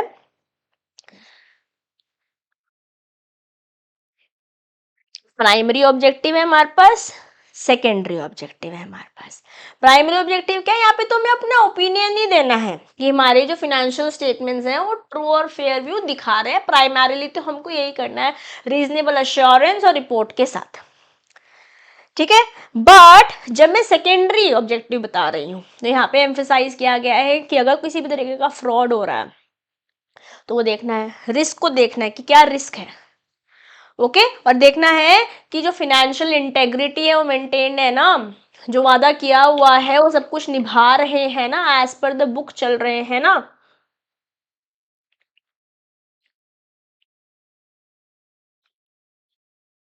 On the face of it तो मोटे मोटे ये डिफरेंस है, बट थोड़ी डिटेल में दिया हुआ है, आइए डिटेल में देखेंगे। मेन गोल क्या है, मेन ऑब्जेक्टिव क्या है ऑडिट का, एग्जामिन करना है एक्यूरेसी को फिनेंशियल स्टेटमेंट्स की।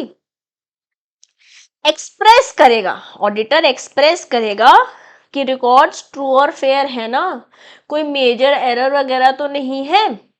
ठीक है, फिर डिटेक्ट एंड प्रिवेंट करना है हमें एरर्स एंड फ्रॉड्स को। आइडेंटिफाई करना है कुछ गलती तो नहीं हो गई है जो कि अनइंटेंशनल है, बट हो सकता है कुछ फ्रॉड, कोई इनका इनका इरादा ही नेक ना हो, देयर कुड बी पॉसिबिलिटी कि इंटेंशनली मिसस्टेटमेंट्स कर रहे हो जो कि फ्रॉड कहला देगा। ओके, इंश्योर करना है कि सारे एएस और लॉज फॉलो हो रहे हो, चाहे वो गैप हो, चाहे एएस हो, चाहे वो लीगल रिक्वायरमेंट्स हो कंपनीज एक्ट एटसेट्रा की। प्लस वो अपना ओपिनियन भी देंगे ऑडिट रिपोर्ट पे कि भैया क्वालिफाइड है, अनक्वालिफाइड है, एडवर्स है कि डिस्क्लेमर है, व्हाट्सोएवर इट इज। आप ऑडिट रिपोर्ट दोगे, बताओगे कि फिनेंशियल स्टेटमेंट्स रिलायबल है या नहीं है। These are the 4 on the face of it main goals, primarily the objective of auditing. ठीक है। सेकेंडरी ऑब्जेक्टिव क्या है, या सपोर्टिंग गोल्स क्या है, असेस करना है इंटरनल कंट्रोल कैसे है। जैसे कि मैंने बताया कि इंटरनल कंट्रोल अगर स्ट्रांग है ना, तो आप इतने ज़्यादा, मतलब अगर आप 100 में से 70 रैंडम चेक भी करेंगे तो भी चल जाएगा, बट यही आप बढ़ा देंगे अगर चीज़ें गड़बड़ नज़र आ रही है, इंटरनल चेक स्ट्रांग नहीं है तो। चेक करना है कि सारी जो कंपनी है वो अपने चेक्स और बैलेंसेस ढंग से मेंटेन कर रही है ना, ताकि फ्रॉड या एरर्स ना हो। आइडेंटिफाई करेंगे बिजनेस रिस्क, अगर कोई फिनेंशियल रिस्क है कि भैया ये काम आपका सही नहीं हो रहा है, इसकी वजह से गड़बड़ हो सकती है, लॉसेस हो सकते हैं, मुझे अगर आप या तो इसे ठीक करिए, वरना फिर मुझे तो अपने रिपोर्ट में अकॉर्डिंगली मैं लिखना पड़ेगा, क्योंकि शेयर होल्डर्स तक ये इन्फॉर्मेशन जानी चाहिए कि अगर कोई काम एक बार में हो सकता था तो ये महीने में 3 बारी में क्यों हो रहा है। जैसे फॉर एग्जांपल मेरे पापा का बिजनेस है, ठीक है, ही लिव्स इन रुड़की, तो उनकी छोटी सी मैन्युफैक्चरिंग यूनिट है और होलसेल रिटेल भी करते हैं वो। अब उनका सामान आना है लेट्स से पानीपत से, ठीक है, पानीपत से सामान आ रहा है, बट ट्रक में थोड़ी जगह है अभी। ओके, सामान क्या आ रहा है, लेट्स से सोफे का मटेरियल आ रहा है, सोफे के ऊपर जो कप नो वेलवेट और माइक्रो एटसेट्रा एटसेट्रा लगना होता है वो आ रहा है, बट सो उस ट्रक में जगह है, और उनको ऑर्डर करने हैं मैट भी, जो फुट मैट होते हैं ना, पायदान, वो भी ऑर्डर करने हैं। अब अगर फुट मैट के भी 5 बंडल उस ट्रक में ही आ जाए तो बार बार आने जाने का खर्चा नहीं देना पड़ेगा, क्योंकि अभी तो ट्रक के पैसे दे ही रहे हैं। तो अगर ये एफिशिएंसी ध्यान से कर ली जाए तो खर्चा कम होगा, ऑपरेशनल कॉस्ट कम लगेगी, और ऐसी बातचीत अगर ऑडिटर को एट बिगर स्केल समझ में आ रही है, वो बिजनेस रिस्क को आइडेंटिफाई करना और उसे कम्युनिकेट करना भी ज़रूरी है at the end of auditor. Yes, recommendations भी देंगे, आइडेंटिफाई तो करेंगे ही, रिकमेंडेशन भी देंगे कि कैसे इम्प्रूवमेंट करी जा सकती है अकाउंटिंग सिस्टम की, कंट्रोल्स की, कंप्लायंसेस की, ठीक है। असिस्ट करते हैं डिसीजन मेकिंग में, रिलायबल फाइनेंशियल डेटा हेल्प करता है मैनेजमेंट को, खाली बाहर वालों को नहीं, अंदर वालों को भी। तो अगर पता है कि अगर ये पता चलता है कि इन्वेंट्री के साथ कुछ गड़बड़ चल रही है, या आपका जो शेल्फ लाइफ है लेट्स से 6 मंथ्स है, और सामान टाइम से जाता ही नहीं, पीछे पीछे ही रह जाता है, खाने पीने का सामान है, जहाँ पे आप देख रहे हैं FMCG है, खाने की सामान है, बहुत सारा तो एक्सपायर ही हो जाता है आपके वेयर हाउस में पड़े हुए। या तो शेल्फ लाइफ बढ़ानी पड़ेगी, या आपको अपना क्रेडिट साइकिल शॉर्ट करनी पड़ेगी, लोग को पैसे देने होंगे आपको तो टाइम से बेचेंगे, ठीक है, सामान रिटर्न कम आएगा, मतलब you'll have to help the management also when you find certain findings during your process of auditing, क्योंकि हो सकता है अंदर बैठे हुए कोई बात समझ नहीं आ रही हो, बाहर वाले आके बात बता दें, आपको इंडिपेंडेंटली बता रहे हैं ना ये तो, ठीक है।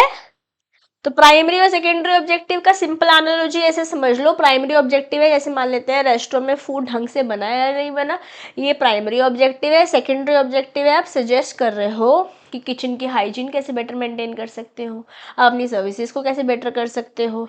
तो इस एनालॉजी से हम रिलेट कर सकते हैं प्राइमरी के 4 और सेकेंडरी के भी 4 ऑब्जेक्टिव्स हमने देखे हैं, ठीक है। मेन गोल जो है वो यही है कि ट्रू एंड फेयर बताना है, मेन गोल यही है कि अगर कुछ गड़बड़ हो रही है, चाहे वो जाने अनजाने हो रही है, तो उसके वो डिटेक्ट करना है, प्रिवेंट करना है, ठीक है, देखना है कि सारे लॉज रूल्स रेगुलेशंस फॉलो हो रहे हैं, और अपना फिर ओपिनियन देना है। और वैसे ही सेकेंडरी में बताना है, देख असेस करना है इंटरनल कंट्रोल कैसे है, अगर सही नहीं है तो you will have to communicate and also give recommendation. Business risk को असेस करना होगा, डिसीजन मेकिंग में भी असिस्ट करा जा सकता है, ठीक है। बट और इसको मैंने इस एनालॉजी से आपको समझाने की कोशिश करी, रिकलेक्ट हम इस तरीके से कर सकते हैं। अब बात करते हैं सोशल ऑब्जेक्टिव के बारे में। सोशल ऑब्जेक्टिव क्या है प्यारे बच्चों? Social objective is protecting the share holders interest. देखिए समझिए, आपको किसने अपॉइंट किया एज एन इंडिपेंडेंट डायरेक्टर? अंदर वाले तो चाहते नहीं थे कि आप आए, क्योंकि अपने अपने घर में कौन घुसने देना चाहता है। अब बाहर वालों ने, मतलब ऐसे तो शेयर होल्डर्स ही हैं, बट वो खुद नहीं आ पा रहे हैं तो किसी और को भेज रहे हैं। अब कोई और आ रहा है तो आपको ये देखना पड़ेगा ना, इनसे अंडर द टेबल ले लो कुछ और ना बताओ उन्हें, ऐसा ना हो भैया, मोरली समझिए कि आज तो हो सकता है आप अपने पैसों के लिए गड़बड़ घोटाला कर दें, but then the share market is going to crash, so many people might commit suicide. कितने सारे लोगों ने अपने हार्ड अर्न मनी इस बिजनेस में डाल रखी होगी, ठीक है, वो एक्सपेक्ट करते हैं। देखिए समझिए, बिजनेस का एजेंडा होता है शेयर होल्डर की वेल्थ को मैक्सिमाइज करना। आपने किसी के पैसे ले रखे हैं जो कि शेयर होल्डर मतलब ओनर ऑफ द ऑर्गेनाइजेशन है, अब उसकी वेल्थ मैक्सिमाइजेशन नहीं हो रही है तो बिजनेस सही नहीं चल रहा है। वेल्थ मैक्सिमाइजेशन कैसे होगी, 10 रुपये का शेयर था वो 200 का हो गया, 500 का हो गया, शेयर राइट तो बढ़ी रहा है, डिविडेंड के रूप में भी पैसे जाएंगे, मुनाफा ज़्यादा कमाओगे तो आप मुनाफा बांटोगे भी तो ना उस शेयर होल्डर को। तो as an auditor that's your moral duty कि आप शेयर होल्डर का इंटरेस्ट प्रोटेक्ट करोगे, और आपको अपॉइंट भी उसने किया है, पैसे भी उसी के वाया नो जाने वाले हैं, आपको फी एक्सेट्रा भी अकॉर्डिंगली मिलने वाली है। आपको ये भी ध्यान रखना है कि टैक्स की चोरी नहीं हो रही हो, that's also your moral duty. अब देखिए समझिए, सरकार तो हर जगह नहीं घुस सकती, सरकार का तो one of the main sources of income is tax. अब सरकार खुद तो जा जाके सबके घरों में देख नहीं सकती, सारे बिजनेसेस में कहीं चोरी चकारी तो नहीं कर रहे हैं, पैसे कमा रहे हैं और हमको टैक्स नहीं दे रहे हैं, ऐसे तो नहीं कर रहे हैं। अब इसके लिए वो खुद नहीं जा सकते थे, खुद नहीं जा सकता था, नो गवर्नमेंट के नॉट, ऐसे वो कौन सा भजन है, अब हर घर में रावण रहता, इतने राम कहाँ से लाऊं, इसी तरीके से इतने गवर्नमेंट कितने लोगों को भेजेगी, है ना। उसके लिए यहाँ पर ऑडिटर्स आ जा रहे हैं, ऑडिटर्स का यहाँ दायित्व बन जा रहा है, मॉरल रिस्पॉन्सिबिलिटी बन जा रही है, सोशल ऑब्जेक्टिव फुलफिल ये करना है कि टैक्स की चोरी ना हो, ठीक है। सेव गार्ड करेंगे capital erosion. Now what is capital erosion, इसको एक एग्जाम्पल के साथ समझते हैं, ठीक है। जैसे मान लेते हैं, इसको इसको एक एग्जाम्पल के साथ समझते हैं, ठीक है। मैं एक एग्जाम्पल आपके लिए नरेट करने की कोशिश करती हूँ यहाँ पे। What is capital erosion, basically capital erosion से होता क्या है, कैपिटल इरोजन से कॉन्टिन्यूअस लॉसेस होते हैं, है ना। इससे क्या होता है, जैसे जेट एयरवेज, आपने कंपनी सुनी है जेट एयरवेज, जेट एयरवेज बंद हो गई, इट इज ताला लग गया इस ऑर्गेनाइजेशन पे। क्यों ताला लग गया, क्योंकि यहाँ पे कैपिटल इरोड हो रही थी,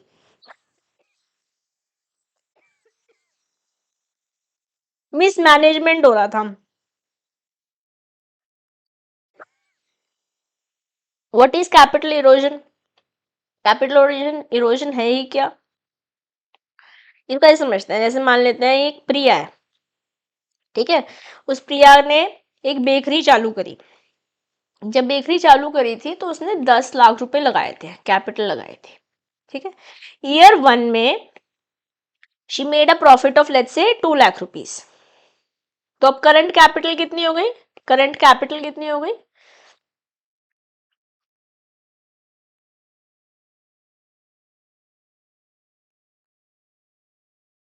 करंट कैपिटल हो गई 12 लाख रुपए, ठीक है। अब ईयर 2 में इन्होंने यहाँ पे मुनाफा कमाया था, यहाँ लॉस हो गया, लेट्स से 3 लाख रुपीज का लॉस हो गया।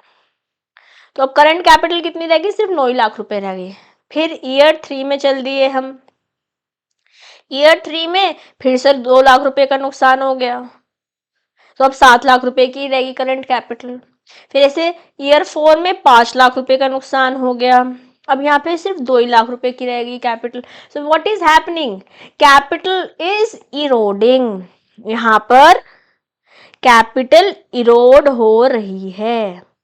तो ये बात ध्यान रखना है, अगर लॉसेस हो रहे हैं तो इट्स अ रेड फ्लैग, और बिजनेस को अगर ऐसा बिजनेस हो रहा है तो कैपिटल के बारे में, कैपिटल इरोजन के बारे में ऑडिटर की जिम्मेदारी है कि उसे बताना चाहिए, ओके। और सेव गार्ड करना है, not only tell but also safeguard, ठीक है। इंश्योर करें कि इन्वेस्टर्स के पास फेयर रिटर्न्स जा रहे हो। पता चल रहा है बिजनेस ने कमाए तो 100 रुपए, उस 100 रुपए में से वो 70 रुपए बिजनेस के नाम पे ही डाल रहे हैं, तो शेयर होल्डर को लग रहा है चलो कोई बात नहीं, 30 रुपए डिविडेंड आ रहा है, अभी 70 रुपए इसलिए डाल रहे हैं ताकि ग्रोथ होगी, पैसे डालेंगे तभी तो बिजनेस बढ़ाएंगे ना। बट इस 70 रुपए में से बिजनेस में तो सिर्फ 30 रुपए डाल रहे हैं, अपने 40 रुपए लेकर जा रहे हैं ऑन द गोवा वाले बीच पे, अब बेबी फोटो खींच ले, ऐसा कर रहे हैं, गड़बड़ हो रही है। तो but then you have to ensure as an auditor that's your social objective. Regulating fair prices for customers. अगर मान लेते हैं असेंशियल ड्रग्स, असेंशियल कमोडिटीज़ है, जैसे नमक है या कोई दवाई है, पैरासीटामोल, आपको कोविड का समय याद है ना, क्या हुआ था, एक एक 2 रुपए वाली गोली 500-500 रुपए में भी नहीं मिल रही थी। तो यहाँ पे ऑडिटर का रोल, खैर उस समय तो एक्सट्रीम कंडीशन थी, but in general if you are let's say government audit पे गए हो या किसी असेंशियल कमोडिटी ऑडिट पे गए हो, तो भैया फेयर जो मार्केट स्टैंडर्ड्स हैं उसको फॉलो करते हुए आप प्राइसेस रखेंगे। पता चल रहा है सामान बना तो जैसे टॉयलेट क्लीनर है, बना तो 50 पैसे का है और आप 500 रुपये का बेच रहे हैं। अभी मैं कल पर इंस्टाग्राम पे एक बंदे का वीडियो देख रही थी, मतलब वो लाइव आए हुए थे, he is a business coach, तो ही वाज शेयरिंग कि जो कोरियन ब्यूटी प्रोडक्ट्स हैं आजकल, ठीक है, वो काफ़ी ट्रेंड में, पता नहीं क्या क्या स्नेल का म्यूकस और क्या क्या लगा रहे हैं लोग अपने मुंह पे, क्योंकि ग्लासी स्किन चाहिए कोरियंस जैसी, ठीक है। अब एक कंपनी का उन्होंने कुछ तो मुंह पे लाइटनिंग क्रीम दिखाई ग्लासी इफेक्ट के लिए, जो मिंत्रा पे 1000 रुपए की बिक रही है, अमेजन पे 1700 रुपए की बिक रही है, किसी और वेबसाइट पे कितने और रुपए की बिक रही है। जब you know out of inquisitivity because he was doing research, और उसने सारी जगह से मंगाया, उस प्रॉपर बैच नंबर भी डले हुए हैं, तो इट मीन सब कुछ तो सेम है। फिर पता चला कि यहाँ पे वो कंपनी, वो पर्टिकुलर कंपनी वहाँ से नहीं बेच रही है, यहाँ पे लोग इम्पोर्ट कराते हैं और अपना अपना प्रॉफिट मार्जिन के बना के बेच रहे हैं। अब मान लेते हैं कोरिया से वो बनकर आई है, उसमें पैकेजिंग कॉस्ट, ट्रांसपोर्टेशन कॉस्ट, अपना अपना मार्जिन, स्टैंडर्ड्स, कस्टमर एक्सेट्रा जोड़ जाड़ के जो 1000 रुपये का बेच रहे हैं वो शायद 100 रुपये का भी नहीं है। या आपने ऐसे देखा होगा जो मोबाइल के कवर स्क्रीन गार्ड्स आते हैं, आप दुकानों पे जाते हो 400-500 के आते हैं, और वो नेहरू प्लेस मार्केट में चल जाओ तो 20-50 रुपए के आ जाते हो। फिर जब जब हम कॉलेज में थे तब हमें पता चला था वो तो 2-3 रुपए का ही चाइना से आता है। Are you understanding? ये तो खैर हम चाइना और कोरिया चले गए, बट अगर ये आप ऑडिटर हो अपनी कंट्री के किसी बिजनेस में, तो आपको इंश्योर करना है कि एक्सप्लॉइट ना कर रहा हो बिजनेस, ठीक है, फेयर प्राइसिंग जा रही हो, securing fair compensation for workers. अब ऐसा ना हो कि फीमेल वर्कर्स को कम दे रहे हो, मेल वर्कर्स को ज़्यादा दे रहे हो, या ओवर टाइम में डबल अमाउंट मिलना चाहिए बट आप नहीं दे रहे हो। तो अगर हमारे लेबर लॉज, फैक्ट्री एक्ट कुछ कह रहा है, उसे फॉलो करना भी ज़रूरी है। तो खाली आपको वेरिफिकेशन ऑफ अकाउंट्स नहीं करना है एज एन ऑडिटर, ये भी आपकी एक रिस्पॉन्सिबिलिटी बन जाती है, ठीक है। प्रमोट करना है CSR compliances. What is CSR के बारे में आपने कंपनीज अकाउंट में इंटर ग्रुप 1 में पढ़ा होगा, अगर दोनों ग्रुप साथ दे रहे होंगे तो आप पढ़ोगे। So basically what happens is, ऐसा 2013 कंपनीज एक्ट 2013 में ऐसे बोला जाता है ना कि हमें कुछ दान देना चाहिए, कंपनीज को बोलते थे कि no since you are earning from the society, society के लोग ही आपसे खरीद रहे हैं, सोसाइटी के लोग ही आपके पास आके एम्प्लॉयज़ की तरह काम कर रहे हैं, सोसाइटी से ही आप रॉ मटेरियल ले रहे हो, सरकार भी सोसाइटी का ही पार्ट है जो आपको वेरियस तरीके की सब्सिडीज़ या प्रोविजंस या रिसोर्सेज प्रोवाइड कर रही है, इंफ्रास्ट्रक्चर एक्सेट्रा दे रही है, तो you should give back to the society in any forms, ठीक है। पहले ऐसे बोलते थे but there was no strict rule. क्या हुआ, 2013 कंपनीज एक्ट 2013 में मैंडेट आ गया कि अगर आप सर्टेन अमाउंट ऑफ टर्नओवर, ठीक है, या प्रॉफिट्स करते हो, तो आपको अपने जो भी आपका प्रॉफिट है, जो भी आपका मुनाफा है, उसमें से 2% जो है बिजनेस में डालना है, मतलब बेसिकली सोसाइटी को देना है, 2% जो है सोसाइटी को देना है, ठीक है। अब यहाँ पर भी बहुत सारे स्कैम होने लगे। कैसे स्कैम होने लगे, जैसे एक कंपनी है, ठीक है, एक कंपनी है, उस पैसे तो वो बहुत कमा रही है, कंपनी का नाम ले लेते हैं, मान लेते हैं कंपनी ABC लिमिटेड, पैसे तो खूब धंधा रोकड़ो, बहुत पैसा आ रहा है, but sorry give me a moment, okay, जेब बड़ी होने से या बैंक का खाता बड़े होने से ज़रूरी नहीं आपका दिल भी बड़ा हो जाए, ठीक है। इन्होंने क्या किया, पैसे तो कमा रहे हैं बट इस सोसाइटी में नहीं देना चाहते। He does not, they would not want to spend into the society.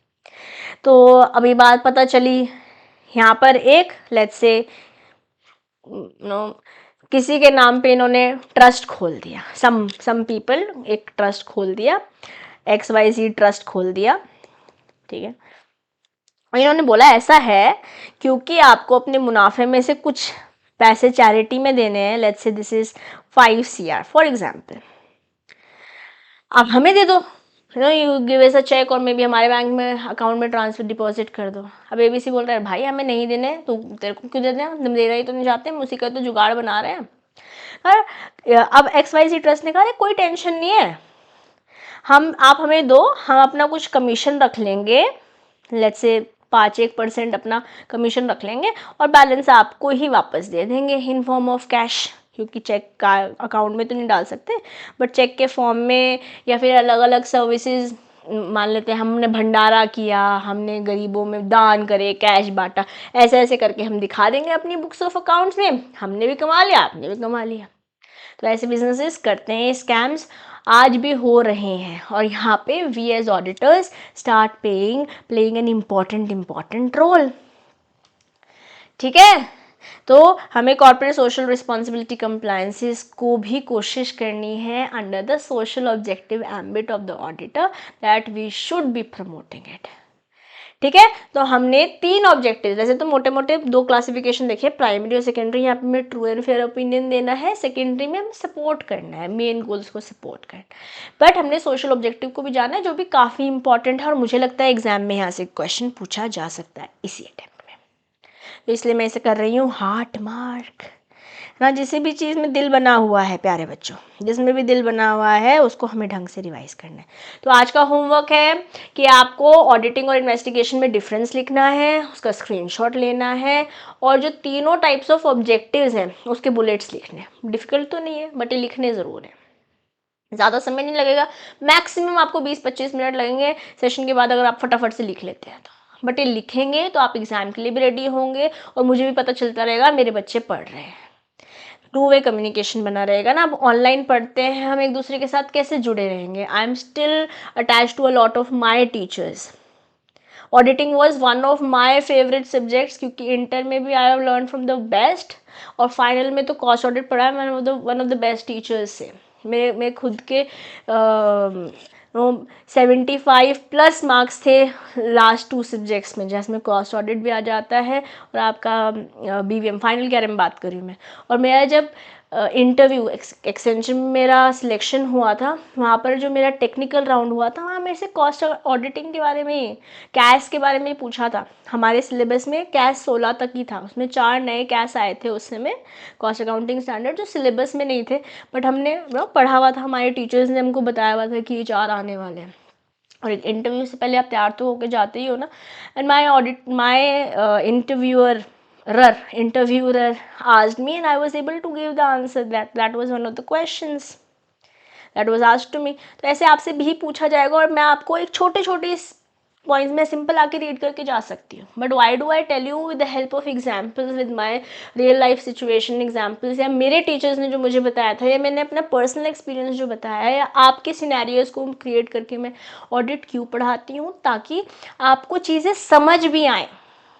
और फिर क्या होता है ना, लॉन्ग रन में तो हेल्प मिलने ही वाली है, बट एग्जाम में भी अगर क्वेश्चन फंस जाते हो कहीं पे, आप अपने वर्ड्स में तो आंसर लिख ही सकते हो। मैं एक एक्सपीरियंस शेयर करती हूँ आपके साथ। सो बेसिकली इंटर दोनों ग्रुप मैंने साथ दिए थे, ठीक है। तो दिसंबर 2010 में मैंने दोनों ग्रुप साथ दिए थे और बहुत मतलब दिल्ली NCR में बहुत ठंड पड़ती है। 10 दिसंबर से 17 दिसंबर तक लगातार पेपर थे। अब तो छुट्टी होती है ना ऐसे एक पेपर के बीच में, और जो दोनों ग्रुप दे रहे होते हैं उनको छुट्टी नहीं मिलती, बट हमारे टाइम पे लगातार पेपर होते थे। 4 पेपर, चार पेपर नहीं ऐसे होते थे, 10th 12th 13th, for group 1 ख़त्म, 14 16 एंड 17, क्योंकि OMSM साथ में होता था तो उसकी एक छुट्टी मिलती थी। और ऑडिट एंड लॉ, अब जैसे ऑडिट तो हमारे पास, लॉ हमारे पास 100 नंबर का पेपर है, पहले ऑडिट और लॉ 50-50 नंबर के पेपर हमारे टाइम में 2008 सिलेबस के बारे में बात कर रही हूँ हुआ करते थे। मेरा इंटर 1 बहुत अच्छा हुआ, इंटर 2 के भी पहले 2 पेपर काफ़ी अच्छे हुए। लास्ट पेपर आईडीटी था। एग्जॉस्ट ऑलरेडी हो जाते हैं, हम सारे पेपर साथ देते हैं तो एग्जॉस्ट तो हो जाते हैं। एग्जॉस्ट हो गई थी मैं, और क्योंकि इतना ज़्यादा सिलेबस था, अब तुम जीएसटी बहुत डिटेल में पढ़ते हैं, हमारे टाइम जीएसटी नहीं था। जीएसटी तो 2016-17 सिलेबस से आना शुरू हुआ। हमारे टाइम पे जीएसटी था ही ना, हम वो पढ़ते थे क्या पढ़ते थे, एक्साइज ड्यूटी और वैट और कस्टम ड्यूटी, और ये सारे पढ़ते थे, ठीक है। और बहुत बड़े बड़े टैक्सेस थे, ये पोथे थे, रिवाइज करना था इनको हमें। और मैं कॉलेज के साथ कर रही थी, मेरा रेगुलर कॉलेज था दिल्ली यूनिवर्सिटी, ठीक है। तो अब सारी रात हो चुकी है, सुबह 4 बज गए हैं, मेरा सिलेबस ख़त्म होने का नाम नहीं ले रहा है। मुझे 9 बजे सेंटर पे पहुंचना है, 7 बजे मैं आई स्टार्ट गेटिंग रेडी, तभी 7:30-7:45 तक I have to go, because I use to go with my friend. मैं रहती थी उस समय सत्य निकेतन, और हमारा सेंटर पड़ा था बदरपुर। अगर आप लोग दिल्ली में साउथ दिल्ली कैंपस भरते हो तो आप लोग का भी बदरपुर पड़ता होगा, आई थिंक। अभी रिसेंटली मेरी किसी से बात हुई थी, उसका भी वही सेंटर, कॉस्मोस स्कूल मेरा सेंटर पड़ा था, और जाना था हमें। मैं 4 बजे से लेके 4:20, 15-20 मिनट बस मैंने आंखें बंद करी, क्योंकि ब्रेन में कुछ जा नहीं रहा था उसके बाद। फिर समहाउ सिलेबस ही कहीं किसी तरीके से रिवाइज हुआ, और इसलिए ही पेपर वो 7-8 दिन ऐसे आपको झंझोड़ के रख देते हैं, जिसकी वजह से आपको सिलेबस पहले से ही तैयार करके रेडी रखना है, सारे स्कैनर्स कर लेने हैं, क्योंकि एंड टाइम पे तो सिर्फ रिवीजन करने का ही समय मिलेगा। अगर आप मेट्रोपॉलिटन सिटीज़ में रहते हो, या अगर आपकी सिटी में सेंटर नहीं है और अप डाउन कर रहे हो आप आसपास किसी ऐसे रुड़की से हरिद्वार जा रहे हो पेपर देने के लिए, तो आपका आने जाने में बहुत समय वेस्ट होता है, रिवीजन करना चैलेंज बन जाता है, जो मेरे लिए ही बन गया था। अब मेरा पेपर देखने में बैठी हूँ, और एग्जामिनेशन हॉल में 2-3 इन्विजिलेटर्स थे, क्योंकि काफ़ी बड़ा हॉल था। गर्दन को ऐसे भी नहीं करने दे रहे थे, कुछ समझ नहीं आया था क्या आंसर लिखना है। क्वेश्चन पेपर बहुत खतरनाक डिफिकल्ट बना हुआ था। पहला क्वेश्चन नहीं आता, दूसरा क्वेश्चन नहीं आता, तीसरा क्वेश्चन नहीं आता, फिल इन द ब्लैंक्स, जैसे एमसीक्यू है, पहले एमसीक्यू नहीं हुआ करते थे, बट इनिशियल 10-15 क्वेश्चन ऐसे ही आते थे, ट्रू फॉल्स का रीज़न बताना होता था, और फिल इन द ब्लैंक्स मुझे आ रहा ही नहीं। ओके, सेक्शन का ही नंबर ही याद नहीं है, मैं आंसर कैसे लिखूँ, मुझे पता ही नहीं है। 44 AB फॉर एग्जाम्पल, मुझे अभी तो याद नहीं है वो पेपर, एग्जाम्पल दे रही हूँ कि ये किससे रिलेट करते हैं, मैं इसका आंसर कैसे लिखूँ। ऐसे करते करते अब ऑलमोस्ट 1 आवर बीत चुका है, और मेरा तो रोना, I was literally crying. Okay, अब समझ नहीं आ रहा है मैं क्या करूं, एकदम ठंडी बर्फीली, हाथ कांप रहे हैं, एकदम ठंडे हो गए हैं, लिख नहीं पा रही हूँ मैं। अब शायद सुबह किसी टीचर ने मेरे से सुना होगा कि मैं कम 10-15 मिनट ही सोई हूँ रात को, तो उन्होंने कहा कि what is happening, why are you not answering. मेरे को ब्लैकआउट, मेरे को कुछ याद नहीं आ रहा है कि have a have sip of water, if you want to go to washroom जाओ, but then you have to recollect yourself and start writing the answer. Thank God, God bless her, whosoever was she। मैं गई, मैंने ठंडे पानी से अपना मुंह धोया, और वापस आके जो भी मुझे समझ आया, अगर वहाँ पे कुछ भी बात लेट्स से कस्टम के सेनवेट से रिलेटेड लिखी हुई है, मैंने लिखना चालू किया। जो भी मुझे समझ आ रहा था उस क्वेश्चन से मैं उसका आंसर, जो मेरे मन में, जो मैंने क्लास में पढ़ा हुआ था, जो मेरे नोट्स मुझे याद थे, मैंने उसको लिखना शुरू किया। और खैर मैं पेपर के बाद बहुत रोई थी, मुझे लगा था मैं पास नहीं होंगी, but then I pass, I got 56 marks. बहुत अच्छे नंबर तो नहीं आए, पास तो हो गई ना मैं, I both the groups clear हो गए, मेरे ऑल इंडिया रैंक 91 थी। तो ऐसे ही जब आप क्लास में अच्छे से सुनते हैं, वो काम करते हैं जो मैं आपको बोल रही हूँ एज ए टीचर, क्योंकि मैं अपने टीचर्स को as till the T follow करती थी। मुझे आज भी याद है, मैं एफएम का फाइनल ग्रुप 3 की तैयारी कर रही थी, और सारे होमवर्क वगैरह करके जाती थी। कभी कभी ग्रूमिंग करने का टाइम नहीं आता, कई ब्रो मिली हुई है, ऐसे ऐसे भी हो जाता था, बट मेरे टीचर बोलते थे दिशा को देख के लगता है कि she is going to clear. तो मोटिवेशन तो खैर मिलता ही है आप अपने टीचर से जब कनेक्टेड रहते हैं, that is why I want you guys also to be connected to me, even if it is happening via WhatsApp, ठीक है। और एक भाई हमारा कोर्स कंप्लीट हो जाएगा, maybe I do some live sessions also with you guys, ताकि आपका क्या चल रहा है और मैं कैसे और आपकी हेल्प कर सकती हूँ, ये सभी हम करेंगे। But for now completing and understanding the syllabus is important for us. Okay, चलो खैर, I hope guys we are sorted till here. ठीक है, अब हम सिग्निफिकेंस और थोड़ी सी और बातें करेंगे नेक्स्ट सेशन में। एडवांटेजेस डिसएडवांटेजेस पढ़ेंगे, फिर टाइप्स ऑफ ऑडिट पढ़ेंगे और हमारा syllabus first chapter, not syllabus, first chapter खत्म हो जाएगा। तो 2 सेशंस और लगेंगे अभी हमारे को। नेक्स्ट सेशन भी लगभग 1.5 घंटे का होगा और उसके नेक्स्ट सेशन भी 3 घंटे लगने वाले हैं और चैप्टर खत्म हो जाएगा। ठीक है, चलिए अभी मैं आपसे ले रही हूँ अलविदा, मिलेंगे नेक्स्ट सेशन में। ये होमवर्क करके मेरे साथ व्हाट्सएप पे ज़रूर शेयर करना है। Till then keep learning, keep growing. This is your friend and teacher CM Shadua signing off for today. Bye bye.